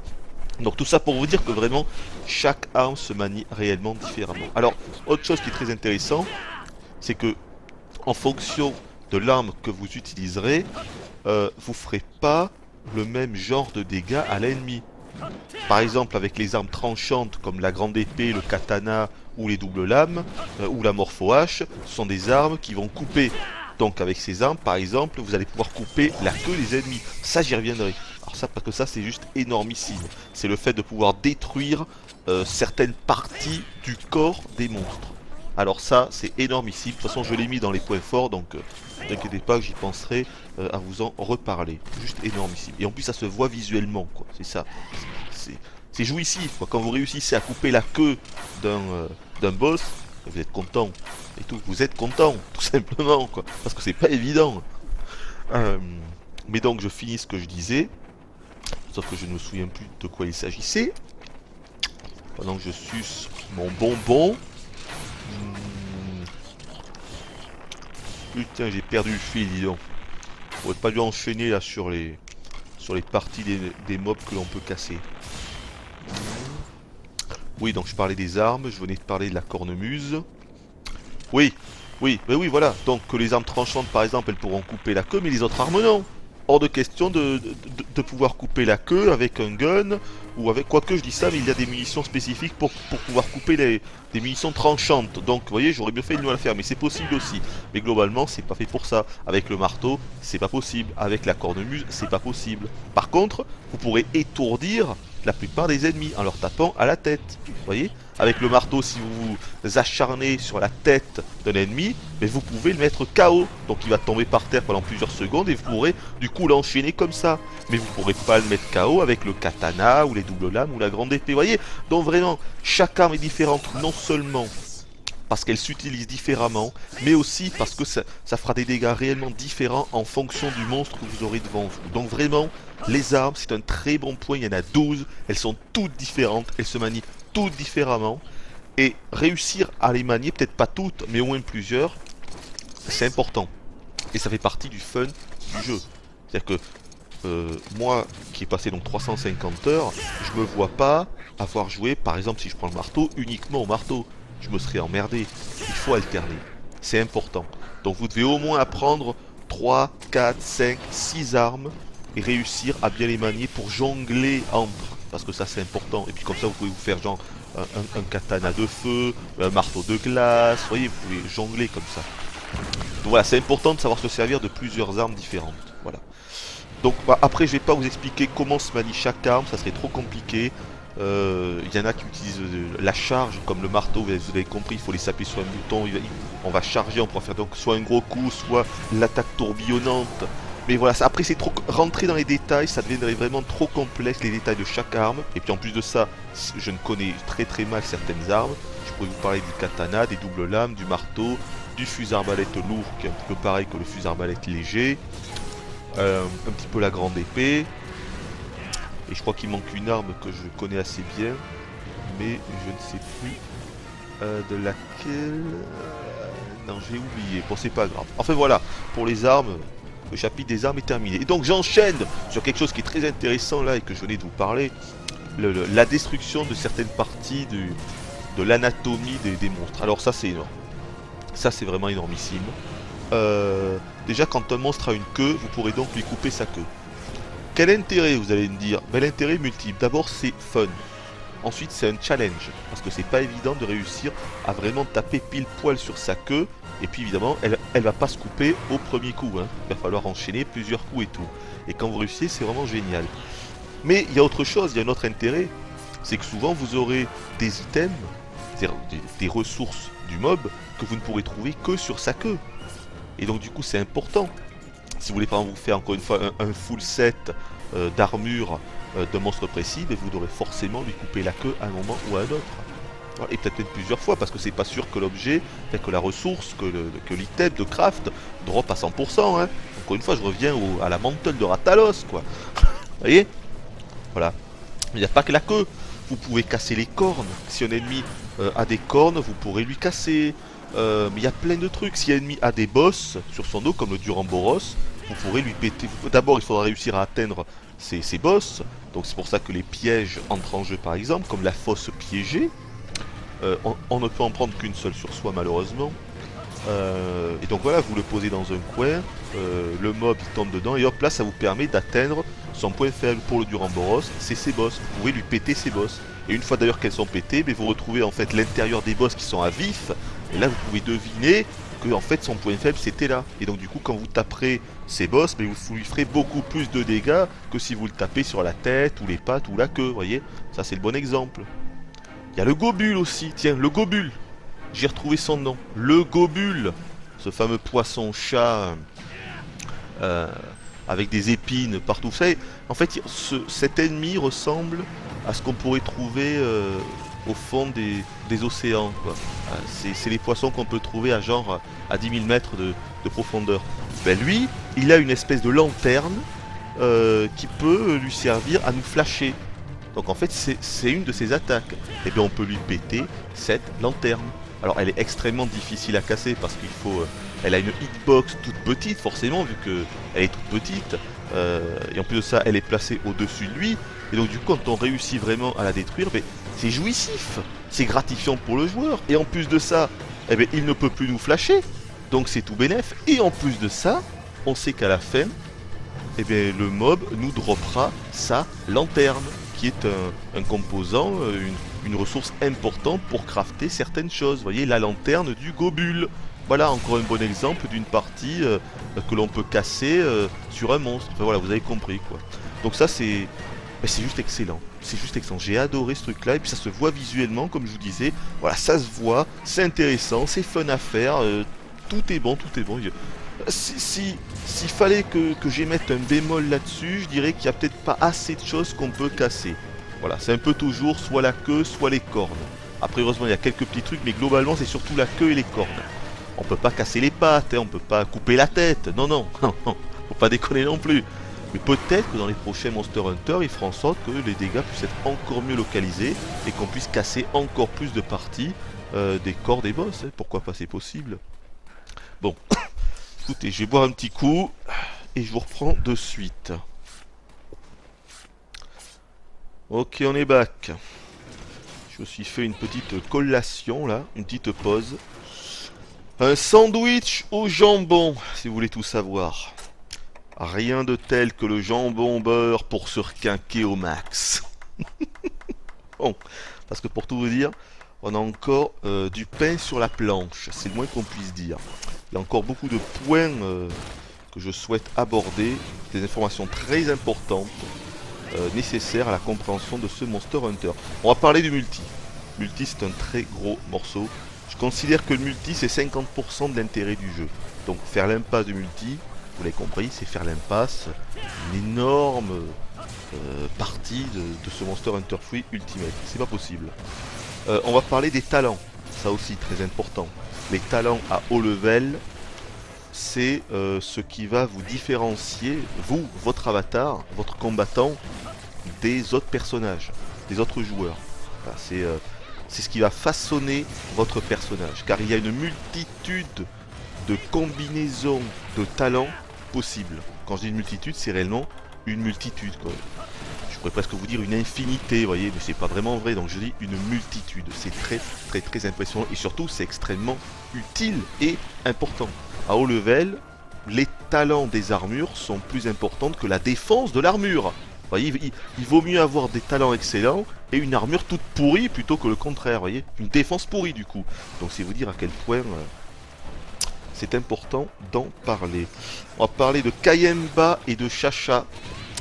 Deux petits personnages qui nous suivent dans les quêtes, que vous avez peut-être déjà vu là dans les extraits que je vous aurai déjà montrés. Qui sont-ils? D'où viennent-ils? Que veulent-ils? Sont-ce nos alliés? Tant de questions auxquelles il faudra répondre. De quoi nous parlerons? La bande son. Ah, la bande son, très important ça aussi. Je n'en attendais strictement rien. Et au début, je me disais, oh, c'est sympa, bon, il y a des petites musiques, bon, le thème du village, il est mignonné, tout ça, on dirait un petit peu comme si on était dans un petit RPG, bon, mais sans plus. Sauf que, à des moments, quand tu as certaines confrontations, donc le thème de certains monstres, est juste... bon allez, je vais employer le thème. Magistral. Ah oui, magistral. Surtout quand on en attend... Oula, c'est pas facile à dire ça. Surtout quand on en attend rien. Ça te met juste une grosse baffe dans ta gueule. Et vous comprendrez pourquoi, car je vous mettrai quelques extraits. Et je crois que si vous aussi, vous ne vous attendez à rien, vous risquez d'être sacrément surpris, mesdames et messieurs. Voilà, après j'ai noté quelques autres trucs plus ou moins importants. De toute façon, on ne va parler que des choses réellement importantes. Les petits trucs annexes, j'en parlerai pas. Moi, je veux vraiment vous parler des choses qui sont primordiales à la compréhension du jeu, encore une fois. Mais avant toute chose, nous allons parler, voilà, c'est ici, de l'esthétique et du design global. Alors, je m'explique. Donc, l'esthétique et le design global, c'est-à-dire tout ce qui est visuel. Pas forcément les graphismes en eux-mêmes, mais on va dire les monstres, les armes, les armures, les environnements. Bon, vous allez me dire, mais Hooper, on les a déjà vus dans la vidéo. J'ai envie de dire oui, oui c'est vrai, vous les avez vus, mais j'ai pas donné mon avis. Est-ce que j'ai le droit de donner mon avis? Est-ce que vous me donnez l'autorisation? Merci, merci. Ça y est, je pars en cours, ça c'est l'effet jambon beurre, vous voyez. L'effet jambon beurre. On sait jamais ce qui se passe après. Non. Ben ouais, j'ai trouvé ça vraiment cool, tout simplement. Voilà. C'est-à-dire que, je vous l'ai dit tout à l'heure, au début, quand on commence le jeu, c'est une grosse déception parce que c'est laid, parce que c'est moche, parce que tu comprends pas. C'est quoi ce truc-là? On est en 2013, on est sur la Wii U. Mais vous vous foutez de notre gueule ou quoi? On se croit sur la Nintendo 64, c'est hallucinant. Mais c'est hallucinant, il faut le dire. C'est hallucinant. Hallucinant quoi. Les mecs qui vont prendre le jeu et qui vont le foutre à la poubelle, mais je les comprends. Je vous comprends, car oui, c'est proprement scandaleux ce qu'on voit au début. Scandaleux, c'est le mot. Mais plus tu vas jouer au jeu, et plus tu vas t'apercevoir que finalement, ils sont pas complètement foutus de notre gueule. Que ce soit les environnements, les monstres ou tout le reste. Parce que plus on avance, et plus les monstres vont être réussis, vont être gros. Pareil pour les armes, pareil pour les armures, pareil. En fait, c'est pareil en tout. C'est pour ça que dans ce jeu, ce jeu c'est l'inverse des autres jeux actuels. Les autres jeux actuels, on t'en met plein la gueule direct pour que le joueur y reste. Mais là c'est l'inverse. Au début c'est la grosse merde, et plus tu joues, plus ça va devenir bon. C'est pour ça que comme je vous l'ai dit, il faut vraiment s'investir dans ce jeu. Il faut vraiment avoir du temps de libre. Sinon c'est pas la peine. Je peux pas vous le conseiller dans le cas contraire. Abandonnez, abandonnez. Donc d'abord les environnements. Bon, le premier est tout pourri, pas pourri, mais la forêt Moga, j'ai pas été fan, je vous l'ai dit. Mais dès le second, vous voyez, dès le second environnement, le désert, une sorte de plaine désertique, avec des couleurs magnifiquement choisies, orangées, comme ça, un petit peu. On s'y croit, c'est tout, on s'y croit. Même le niveau de détail est 2 fois plus élevé que l'environnement précédent, quoi. Donc, tu comprends pas. Quand tu arrives là, tu te dis, tiens, mais c'est bizarre, c'est 2 fois mieux fait que ce que j'ai vu jusqu'à présent. Qu'est-ce qui se passe? C'est un nouveau jeu. Il y a presque une génération de différence, quoi. Donc tu comprends pas, tu ne comprends pas. Peut-être qu'ils ont fait cet environnement spécialement pour la Wii U, j'en sais rien, mais il y a vraiment une différence entre certains environnements, quoi. Et le désert, c'est le bon exemple. Surtout que c'est le second, quoi. Donc tu le vois très rapidement, très vite. Et donc oui, c'est beau. Voilà, c'est beau. Que ce soit techniquement, les textures sont bien mieux faites, mais même tu regardes en arrière-plan, tu peux voir des troupeaux de je sais pas quoi, de buffles qui gambadent et tout. Bon, je dis pas que c'est exceptionnellement bien fait non plus, mais tu vois qu'ils ont fait un effort, quoi, voilà. Et puis ce qu'il y a de bien avec cet environnement désertique, c'est qu'il y a vraiment, comment dire, deux endroits, c'est pas vraiment le bon terme, ça se sépare en deux, on va dire. C'est-à-dire que tu as le premier environnement qui est un petit peu rocheux, un petit peu rocailleux et tout, et le second c'est vraiment le désert. C'est-à-dire que tu as 2 zones qui sont très grandes, qui sont accolées évidemment, mais c'est vraiment des très très grandes zones pour le coup. Tout à l'heure je vous disais que c'était pas comme un terrain de foot, mais là ouais, voilà, là vous avez 2 zones qui sont au moins grandes comme un terrain de foot, quoi. Et donc c'est un très très grand terrain de jeu. Alors c'est tout plat, mais putain tu te dis, ah, putain on s'y croit presque, c'est bien fichu. Voilà, et ça donne lieu à quelques affrontements assez uniques, dédiés à ces zones-là en particulier, contre des monstres qui peuvent s'enterrer dans le sable, ou des choses comme ça. Et enfin, vraiment, c'est bien, quoi. Voilà, c'est bien, c'est beau, c'est bien fichu, j'ai bien aimé. Bon. Ensuite, les autres environnements, ça dépend. Vous avez l'environnement volcanique qui est très moyen, parce que la plupart des zones se ressemblent assez. C'est pas, on est toujours assez confiné, vous voyez, c'est pas du tout comme le désert, hein. C'est petit, c'est pas génial. Ouais, pas génial. La zone volcanique. En arrière-plan, on voit un volcan, bon, qui est assez bien fait. En gros, le délire de cette zone, c'est on commence vraiment au pied du volcan et on va pouvoir aller quasiment tout en haut, quoi, sur le cratère et tout. Euh, c'est c'est correct, mais c'est pas la meilleure zone, on va dire. Ouais, mais c'est correct. Après, je peux vous causer de l'environnement enneigé, la toundra. euh, Là, c'est très moyen également parce que c'est pas des zones qui sont intéressantes. Il n'y a pas de relief. C'est la moitié des zones sont à l'extérieur, mais elles sont toutes plates. Il se passe strictement rien. Et les autres zones, c'est des zones qui sont des espèces de grottes, en fait, des espèces de tunnels plutôt. Mais là aussi, c'est pas du tout intéressant. C'est les mêmes. T'as l'impression à chaque fois de voir la même zone. Puis c'est un véritable labyrinthe. Tu sais jamais trop où aller pour aller dans quelle zone. C'est assez mal fichu. Je suis vraiment pas fan de la toundra. Je pense que ça aurait pu être bien mieux réussi que ça pour un environnement enneigé. Théoriquement, enneigé, tu te dis c'est génial. Et ben alors là, franchement, c'est raté. C'est raté, c'est raté. Qu'est-ce qu'on a d'autre? L'environnement de la forêt. Bon, correct, évidemment, donc forêt, donc beaucoup d'arbres et tout. Une espèce de rivière dans laquelle on pourrait évidemment croiser beaucoup de monstres aquatiques. Sympa, mais sans plus. Là aussi, c'est toujours un petit peu trop petit. C'est toujours sans le problème de la plupart des cartes, des environnements de ce Monster Hunter. C'est qu'on a toujours l'impression d'être dans des, comment dire, dans des, j'en sais rien, mais on est dans des en tout cas. Eh oui, on est dans des. Non, c'est trop petit, mais ça je vous l'ai déjà dit tout à l'heure. On est confiné toujours, c'est des toutes petites zones. T'as l'impression que c'est des zones qui font 30 mètres de côté, vous voyez. Voilà, 30 mètres de côté, donc putain, 30-40 mètres de côté, c'est quoi ça? En 2013? T'es sérieux? Ouais, ils sont sérieux les mecs. Ils sont sérieux, j'ai l'impression que c'est une série qui n'a pas su évoluer en fait, avec son temps. Elle est toujours restée ancrée depuis l'ère PS2, depuis 2004. En fait, elle est restée. Ils n'ont pas évolué. Capcom, ils n'ont pas fait évoluer leur truc. Je sais pas pourquoi. Peut-être c'était trop compliqué. Peut-être ils voulaient pas effrayer les fans, vu que forcément, quand un jeu se vend comme ça à des millions et des millions, on se dit forcément, oulala, touchez à rien les mecs. Surtout ne touchez à rien du tout. On leur resserre le même truc. Le même truc. Oui, c'est ça le problème, hein. Forcément. Ensuite, le dernier environnement, il me semble, c'est une sorte de montagne, une espèce de haute montagne, très jolie là aussi, très jolie, certainement la plus jolie zone avec le désert. Extrêmement beau là aussi, ça tranche vraiment avec les autres zones. Il y a des cascades qui sont très bien faites. Certaines zones sont, ça dépend. J'allais dire certaines zones sont assez grandes, mais oui, ça dépend. Disons que t'en as certaines qui peuvent faire genre, je vais être gentil, 100 mètres de côté, bon, vraiment au maximum, mais t'en as d'autres qui font 10 mètres de côté, quoi. T'en as d'autres, sans déconner, ça fait 20 mètres carrés. T'en as, c'est des chambres. Tu as des zones, ce sont des chambres que tu passes en 3 secondes et hop, là tu zones derrière. Ah ouais, mais ça je comprends pas à quoi ça sert. Quel est l'intérêt d'avoir foutu des zones comme ça? C'est complètement inutile. Je me demande encore, hein. Toutes les zones auraient dû être grandes, mais t'as des zones qui sont minuscules, quoi. Minuscules. Je comprends pas.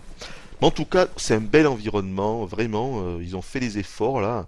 Même les petits animaux qu'on peut y croiser, que ce soit des espèces d'autruches ou autre chose, c'est bien fichu. Ouais, vraiment pas mal. Là, je dois bien avouer que quand on découvre ça la première fois, on est un petit peu surpris. On se dit ouh là là, ils ont fait des efforts. Ça fait plaisir. Enfin voilà pour les environnements. Et ensuite, et tout à l'heure je vous en parlais un petit peu, eh bien il y a également les environnements qui sont pas vraiment... en fait, ils sont des zones, qui sont des sortes d'arènes uniques, spécifiques à un monstre. Donc vous avez le Gène Moran, on en reparlera tout à l'heure. Le Gène Moran, je vous l'ai dit, le Gène Moran, je vous le montrerai. Peut-être à la fin de la vidéo, j'en sais rien, mais on fera un point complet sur le Gène Moran et son combat. Ça, j'y tiens. Le Gène Moran, le Dire Miralis, la Latréon, Même quand vous êtes en multi, vous arrivez vraiment à la fin du multi, dans le haut level, dans le endgame, vous avez une espèce d'arène dans laquelle vous pourrez combattre soit le Nargacuga sélénite ou le Ratalos, donc plutôt la Raciane dorée je crois, ou le Ratalos argenté, je sais plus, qui est en fait, on se croirait un petit peu en enfer, on sait pas trop où on est. Une espèce de, avec de la fumée au loin, avec la pleine lune. C'est assez bien rendu, mais c'est une zone unique, attention. Donc voilà, parfois vous avez comme ça des zones uniques. Il y a également les arènes, mais ça j'en reparlerai également. Les arènes, très important, les arènes. Vous m'y ferez penser les mecs à vous reparler des arènes, extrêmement important. Enfin voilà pour les environnements. Donc ensuite, je voulais vous parler des monstres. Ah voilà les monstres. Ça c'est la star du jeu. Les monstres sont bien faits, mais ils sont pas seulement bien réalisés, ils n'ont pas seulement des bonnes animations. Déjà ça évidemment c'est un plus, c'est un atout. Voilà, un monstre qui est agréable à l'œil. Quand tu vois que les monstres ils sont bien faits, tu te dis ah putain ça fait plaisir. Bon, et quand tu vois qu'ils ont des bonnes animations bien décomposées, eh ben ça fait plaisir. Bon, mais il n'y a pas que ça. Ce qui est également important à mon sens, c'est qu'il y ait une sorte de cohérence entre les monstres. Et surtout que les monstres ne ressemblent pas à n'importe quoi. Parce que des fois, tu as des jeux, les monstres, je sais pas, je sais pas, oui, ils ont deux têtes, ils ont, je sais pas, ils ont 10 bras. En fait, vous voyez, au niveau de la morphologie, c'est un petit peu n'importe nawak, quoi. Et ben là, ils ont vraiment essayé de faire quelque chose qui serait entre guillemets réaliste. C'est-à-dire que il y a bon nombre de ces monstres, tu pourrais te dire que qu'ils auraient pu vivre, je veux dire, à l'époque de la préhistoire ou ce genre de truc, quoi. C'est-à-dire que quand tu les vois, tu te dis pas, oh là là, il est bizarre lui. Non, tu te dis, ça aurait pu exister. C'est ça le truc. Tu te dis, putain, il aurait pu exister ce truc. C'est cohérent, je veux dire, la tête, la morphologie, c'est ça. La morphologie, elle est cohérente. Disons que ça nous parle, nous humains, ça nous parle. C'est quelque chose qu'on pourrait lire dans des bouquins de science-fiction, vous voyez, ce genre de choses. Je sais pas comment vous dire, mais voilà, vous voyez, le Lagiacrus, c'est le bon exemple, une espèce de Léviathan, ben, c'est typiquement le Léviathan qu'on pourrait s'imaginer, le Lagiacrus. Enfin, moi, c'est exactement ça. Que ce soit les couleurs, que ce soit... mais tout, en fait, tout. Vous voyez, le Léviathan, il est beau, il a la gueule, il en impose. Quand tu le vois, tu dis putain, franchement, ça fait plaisir de combattre contre ça. Voilà. Et la plupart des monstres, c'est ça. On a ce sentiment de se dire putain, c'est réaliste, c'est bien fichu. Il y a eu des bons designers. Voilà, c'est le Chara design. Le Chara design des monstres est très très bien pensé. Ça, je voulais le dire parce que c'est vraiment quelque chose que j'ai ressenti du début à la fin. Et même plus on avance, parce que comme je vous dis, plus on avance, plus les monstres seront gros et tout, et seront impressionnants. Et je voulais en parler. Voilà. Mais après, je vais pas non plus y passer 2 heures. De toute façon, vous le voyez, je vous le montrerai à l'écran. Qu'est-ce que vous en pensez, sans déconner?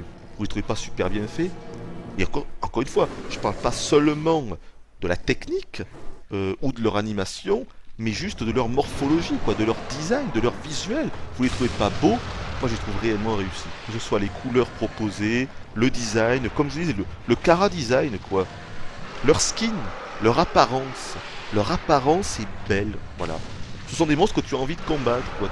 T'as pas affaire à un monstre qui va arriver, qui va avoir 3 pattes, je sais pas, 5 bras, 2 têtes, qui ressemble à rien, qui te fait des attaques que tu ne comprends pas. Non.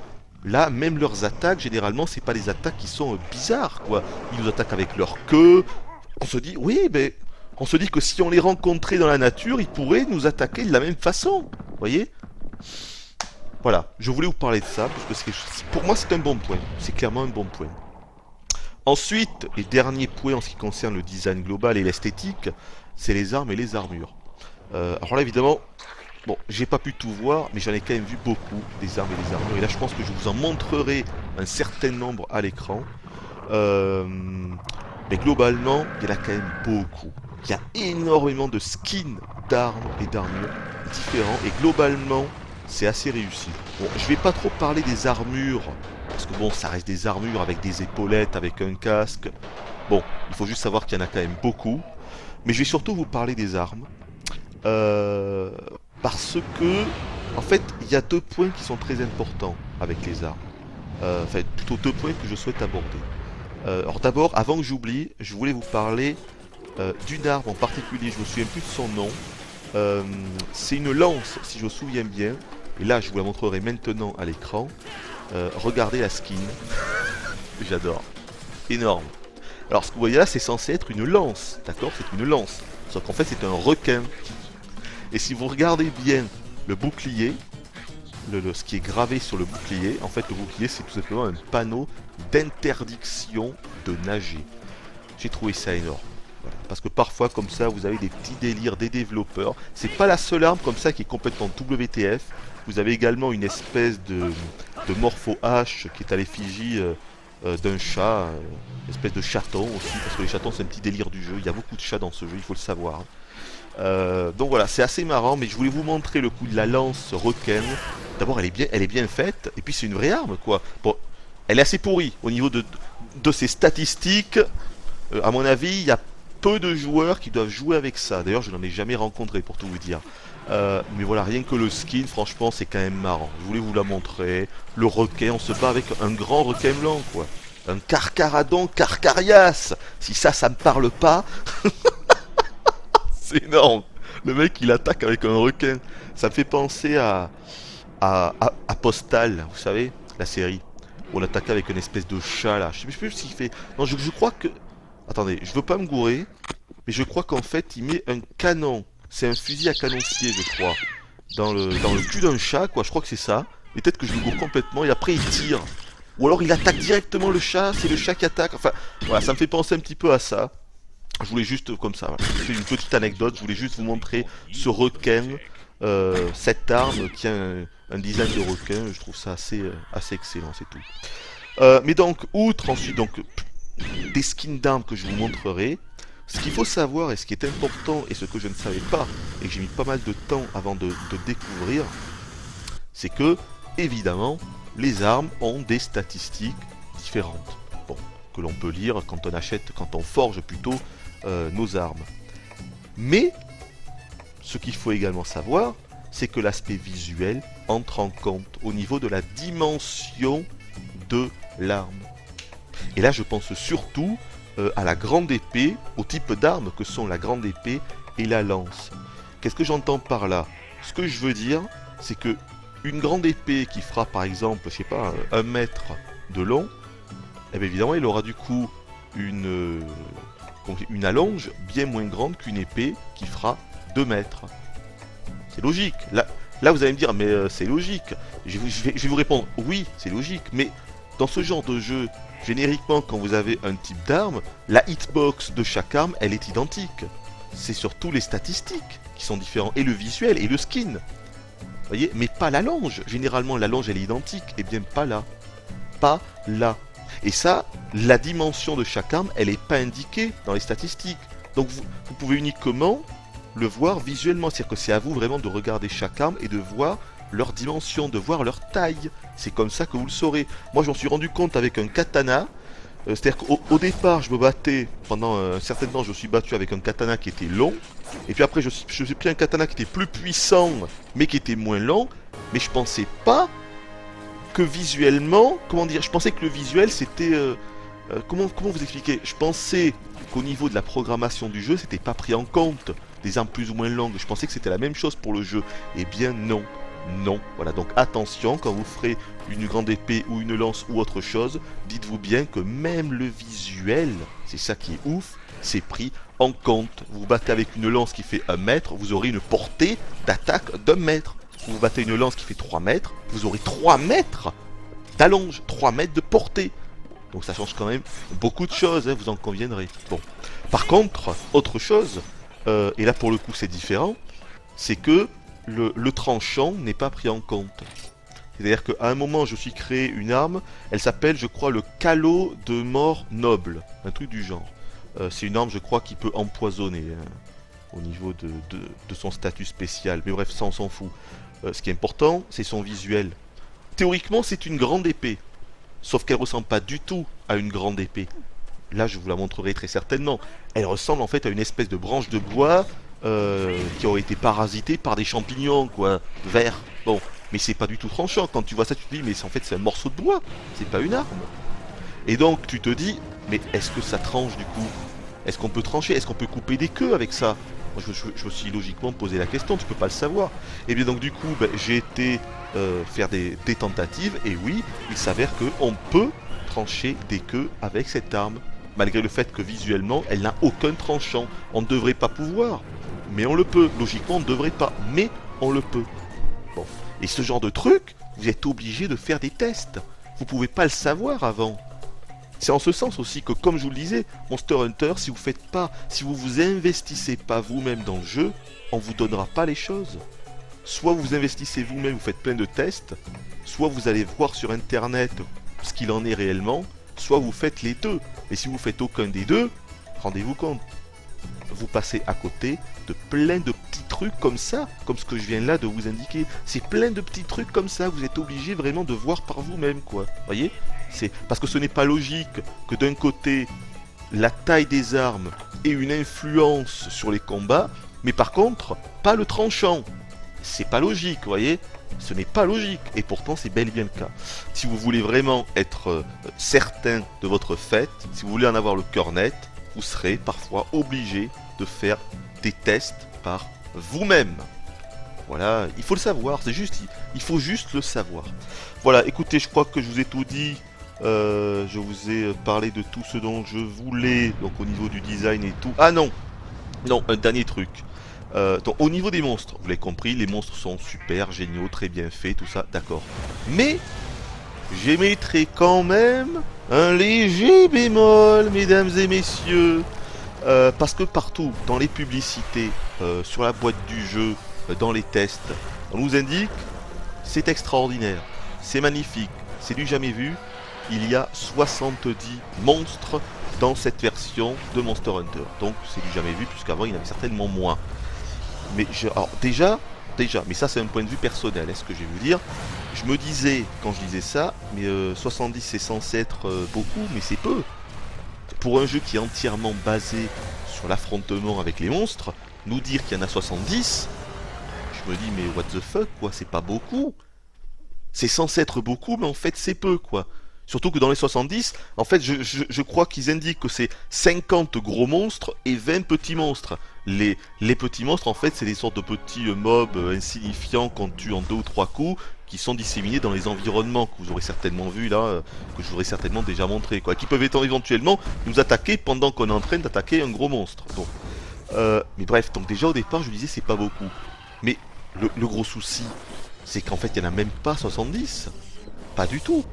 Parce que la plupart des gros monstres sont déclinés en plusieurs catégories en fait. Ils ont tous des clones. Fuck! Sérieusement?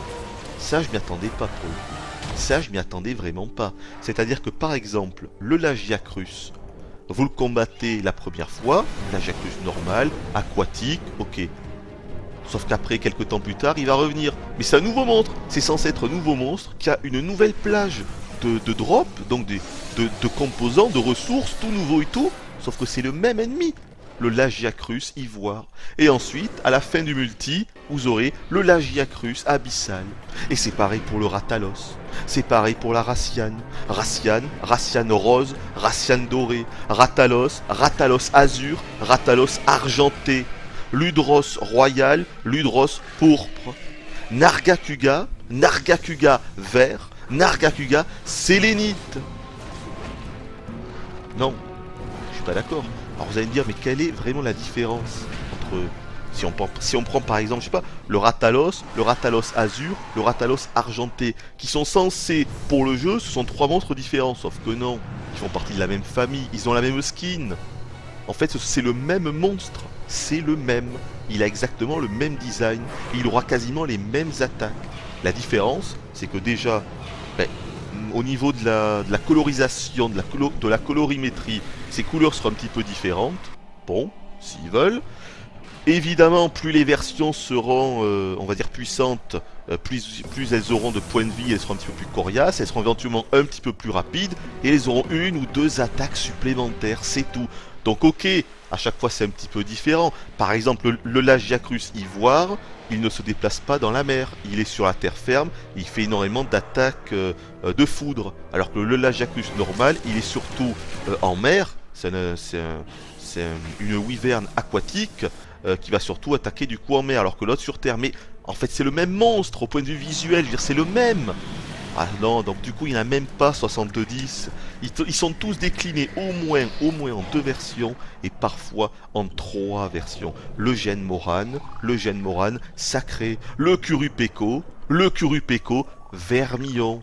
Donc voilà, là pour moi il y a quand même un souci, je m'attendais pas à ça. Je pensais qu'il y aurait vraiment 70 monstres différents. En réalité, on va dire qu'il y en a quoi, 25? Allez, une trentaine, je vais être gentil. Il n'y en a qu'une trentaine. Voilà. Des skins vraiment uniques, vous en avez une trentaine. C'est peu. C'est peu. Pour un jeu où tout est basé sur ça, c'est pas... il devrait y en avoir des centaines. Des centaines, il devrait y en avoir. Donc voilà, je vous le dis, pour moi ça a été une déception, je m'y attendais pas. Mais en plus, ça s'arrête pas là. Parce que si vous expliquez tout en détail, je vais m'arrêter là parce que sinon je vais prendre 1 heure rien que pour ça. Il faut qu'on passe au prochain sujet. Mais ce que vous devez comprendre, c'est qu'en plus de ça, je vous l'ai dit tout à l'heure, le jeu est dissocié en plusieurs niveaux de difficulté. Bas, haut et rangé.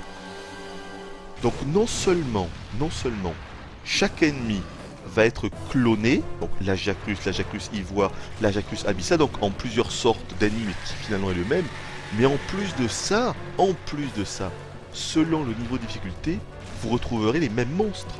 Si on prend, on va dire le Rathalos de base, je parle même pas du Rathalos azur ou de l'argenté. Le Rathalos normal, mais vous l'aurez en rang haut, mais vous l'aurez aussi en rangée. La différence c'est qu'évidemment en rangée, il sera un petit peu plus coriace. Ah, il ira un petit peu plus vite, il aura plus de points de vie, il fera plus de dégâts, mais c'est le même monstre.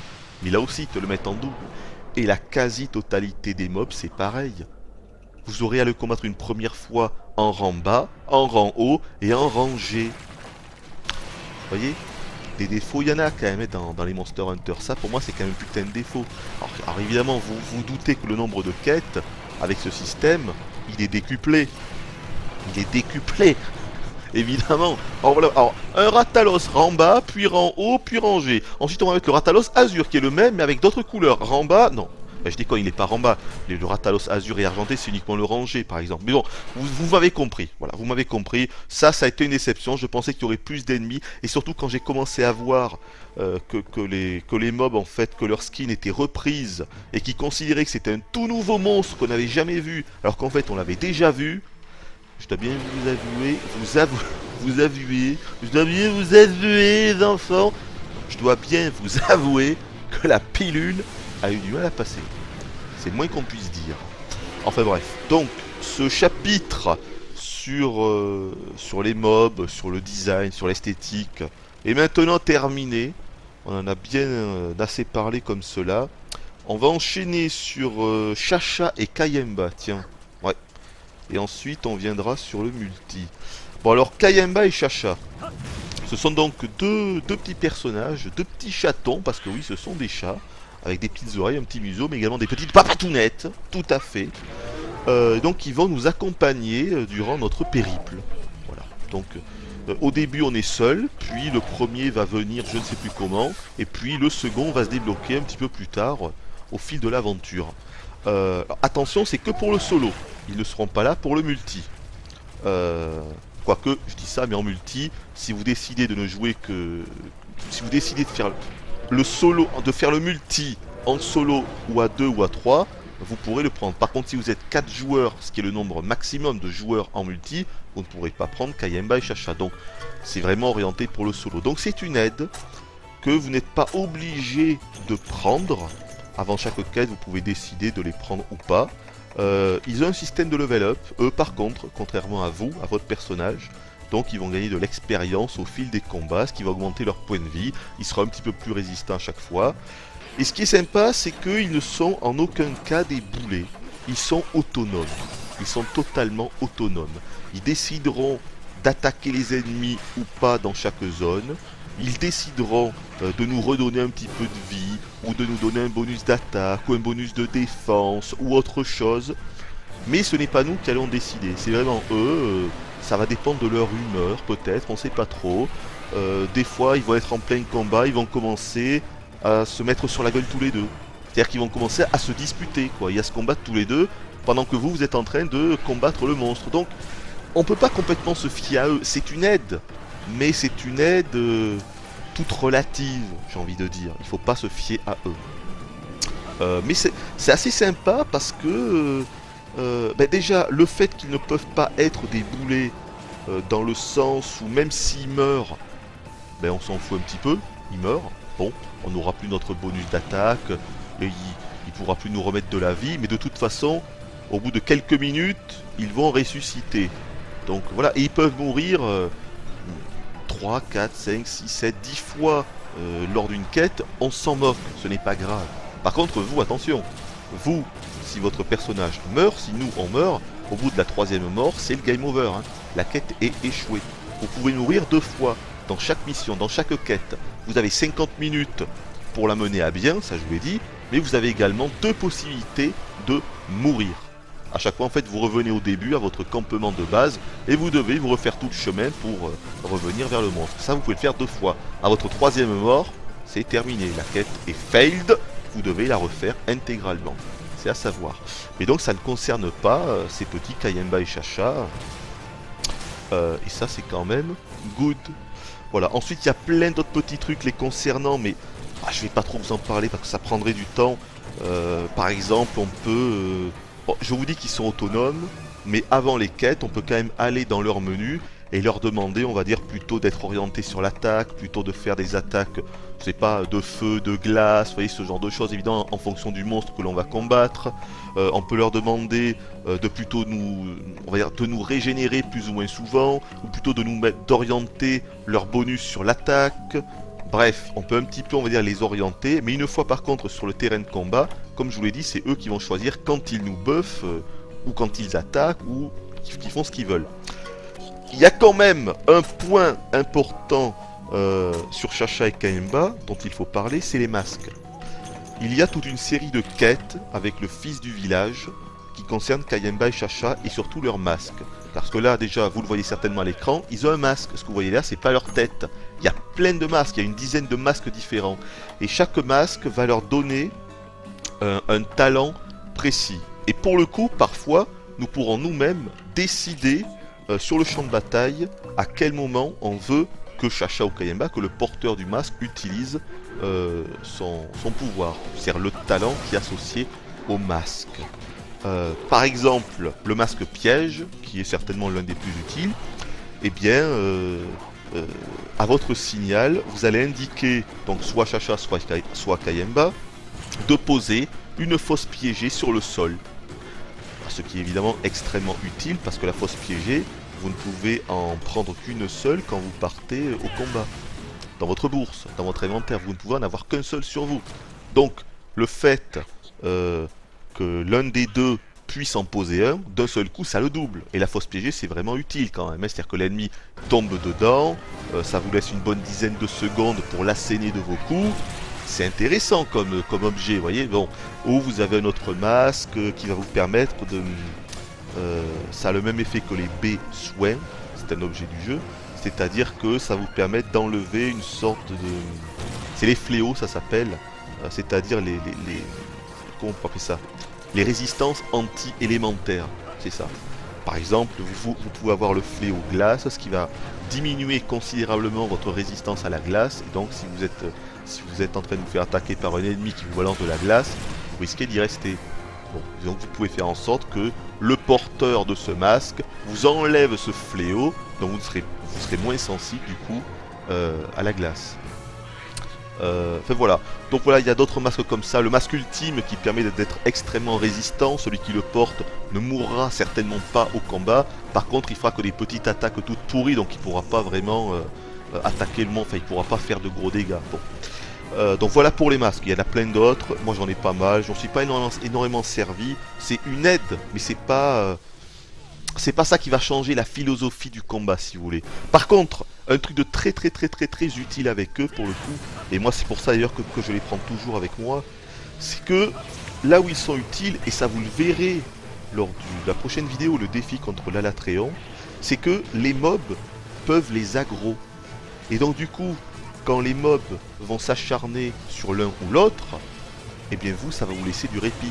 Du répit pour vous soigner, pour utiliser un objet, pour mettre en place un piège, pour poser une viande empoisonnée. Enfin bref, ça va vous laisser pour aiguiser votre arme, ça va vous donner du temps pour faire ce que vous avez à faire, que normalement quand le monstre vous attaque tout le temps, sans arrêt, sans relâche, vous ne le pouvez pas.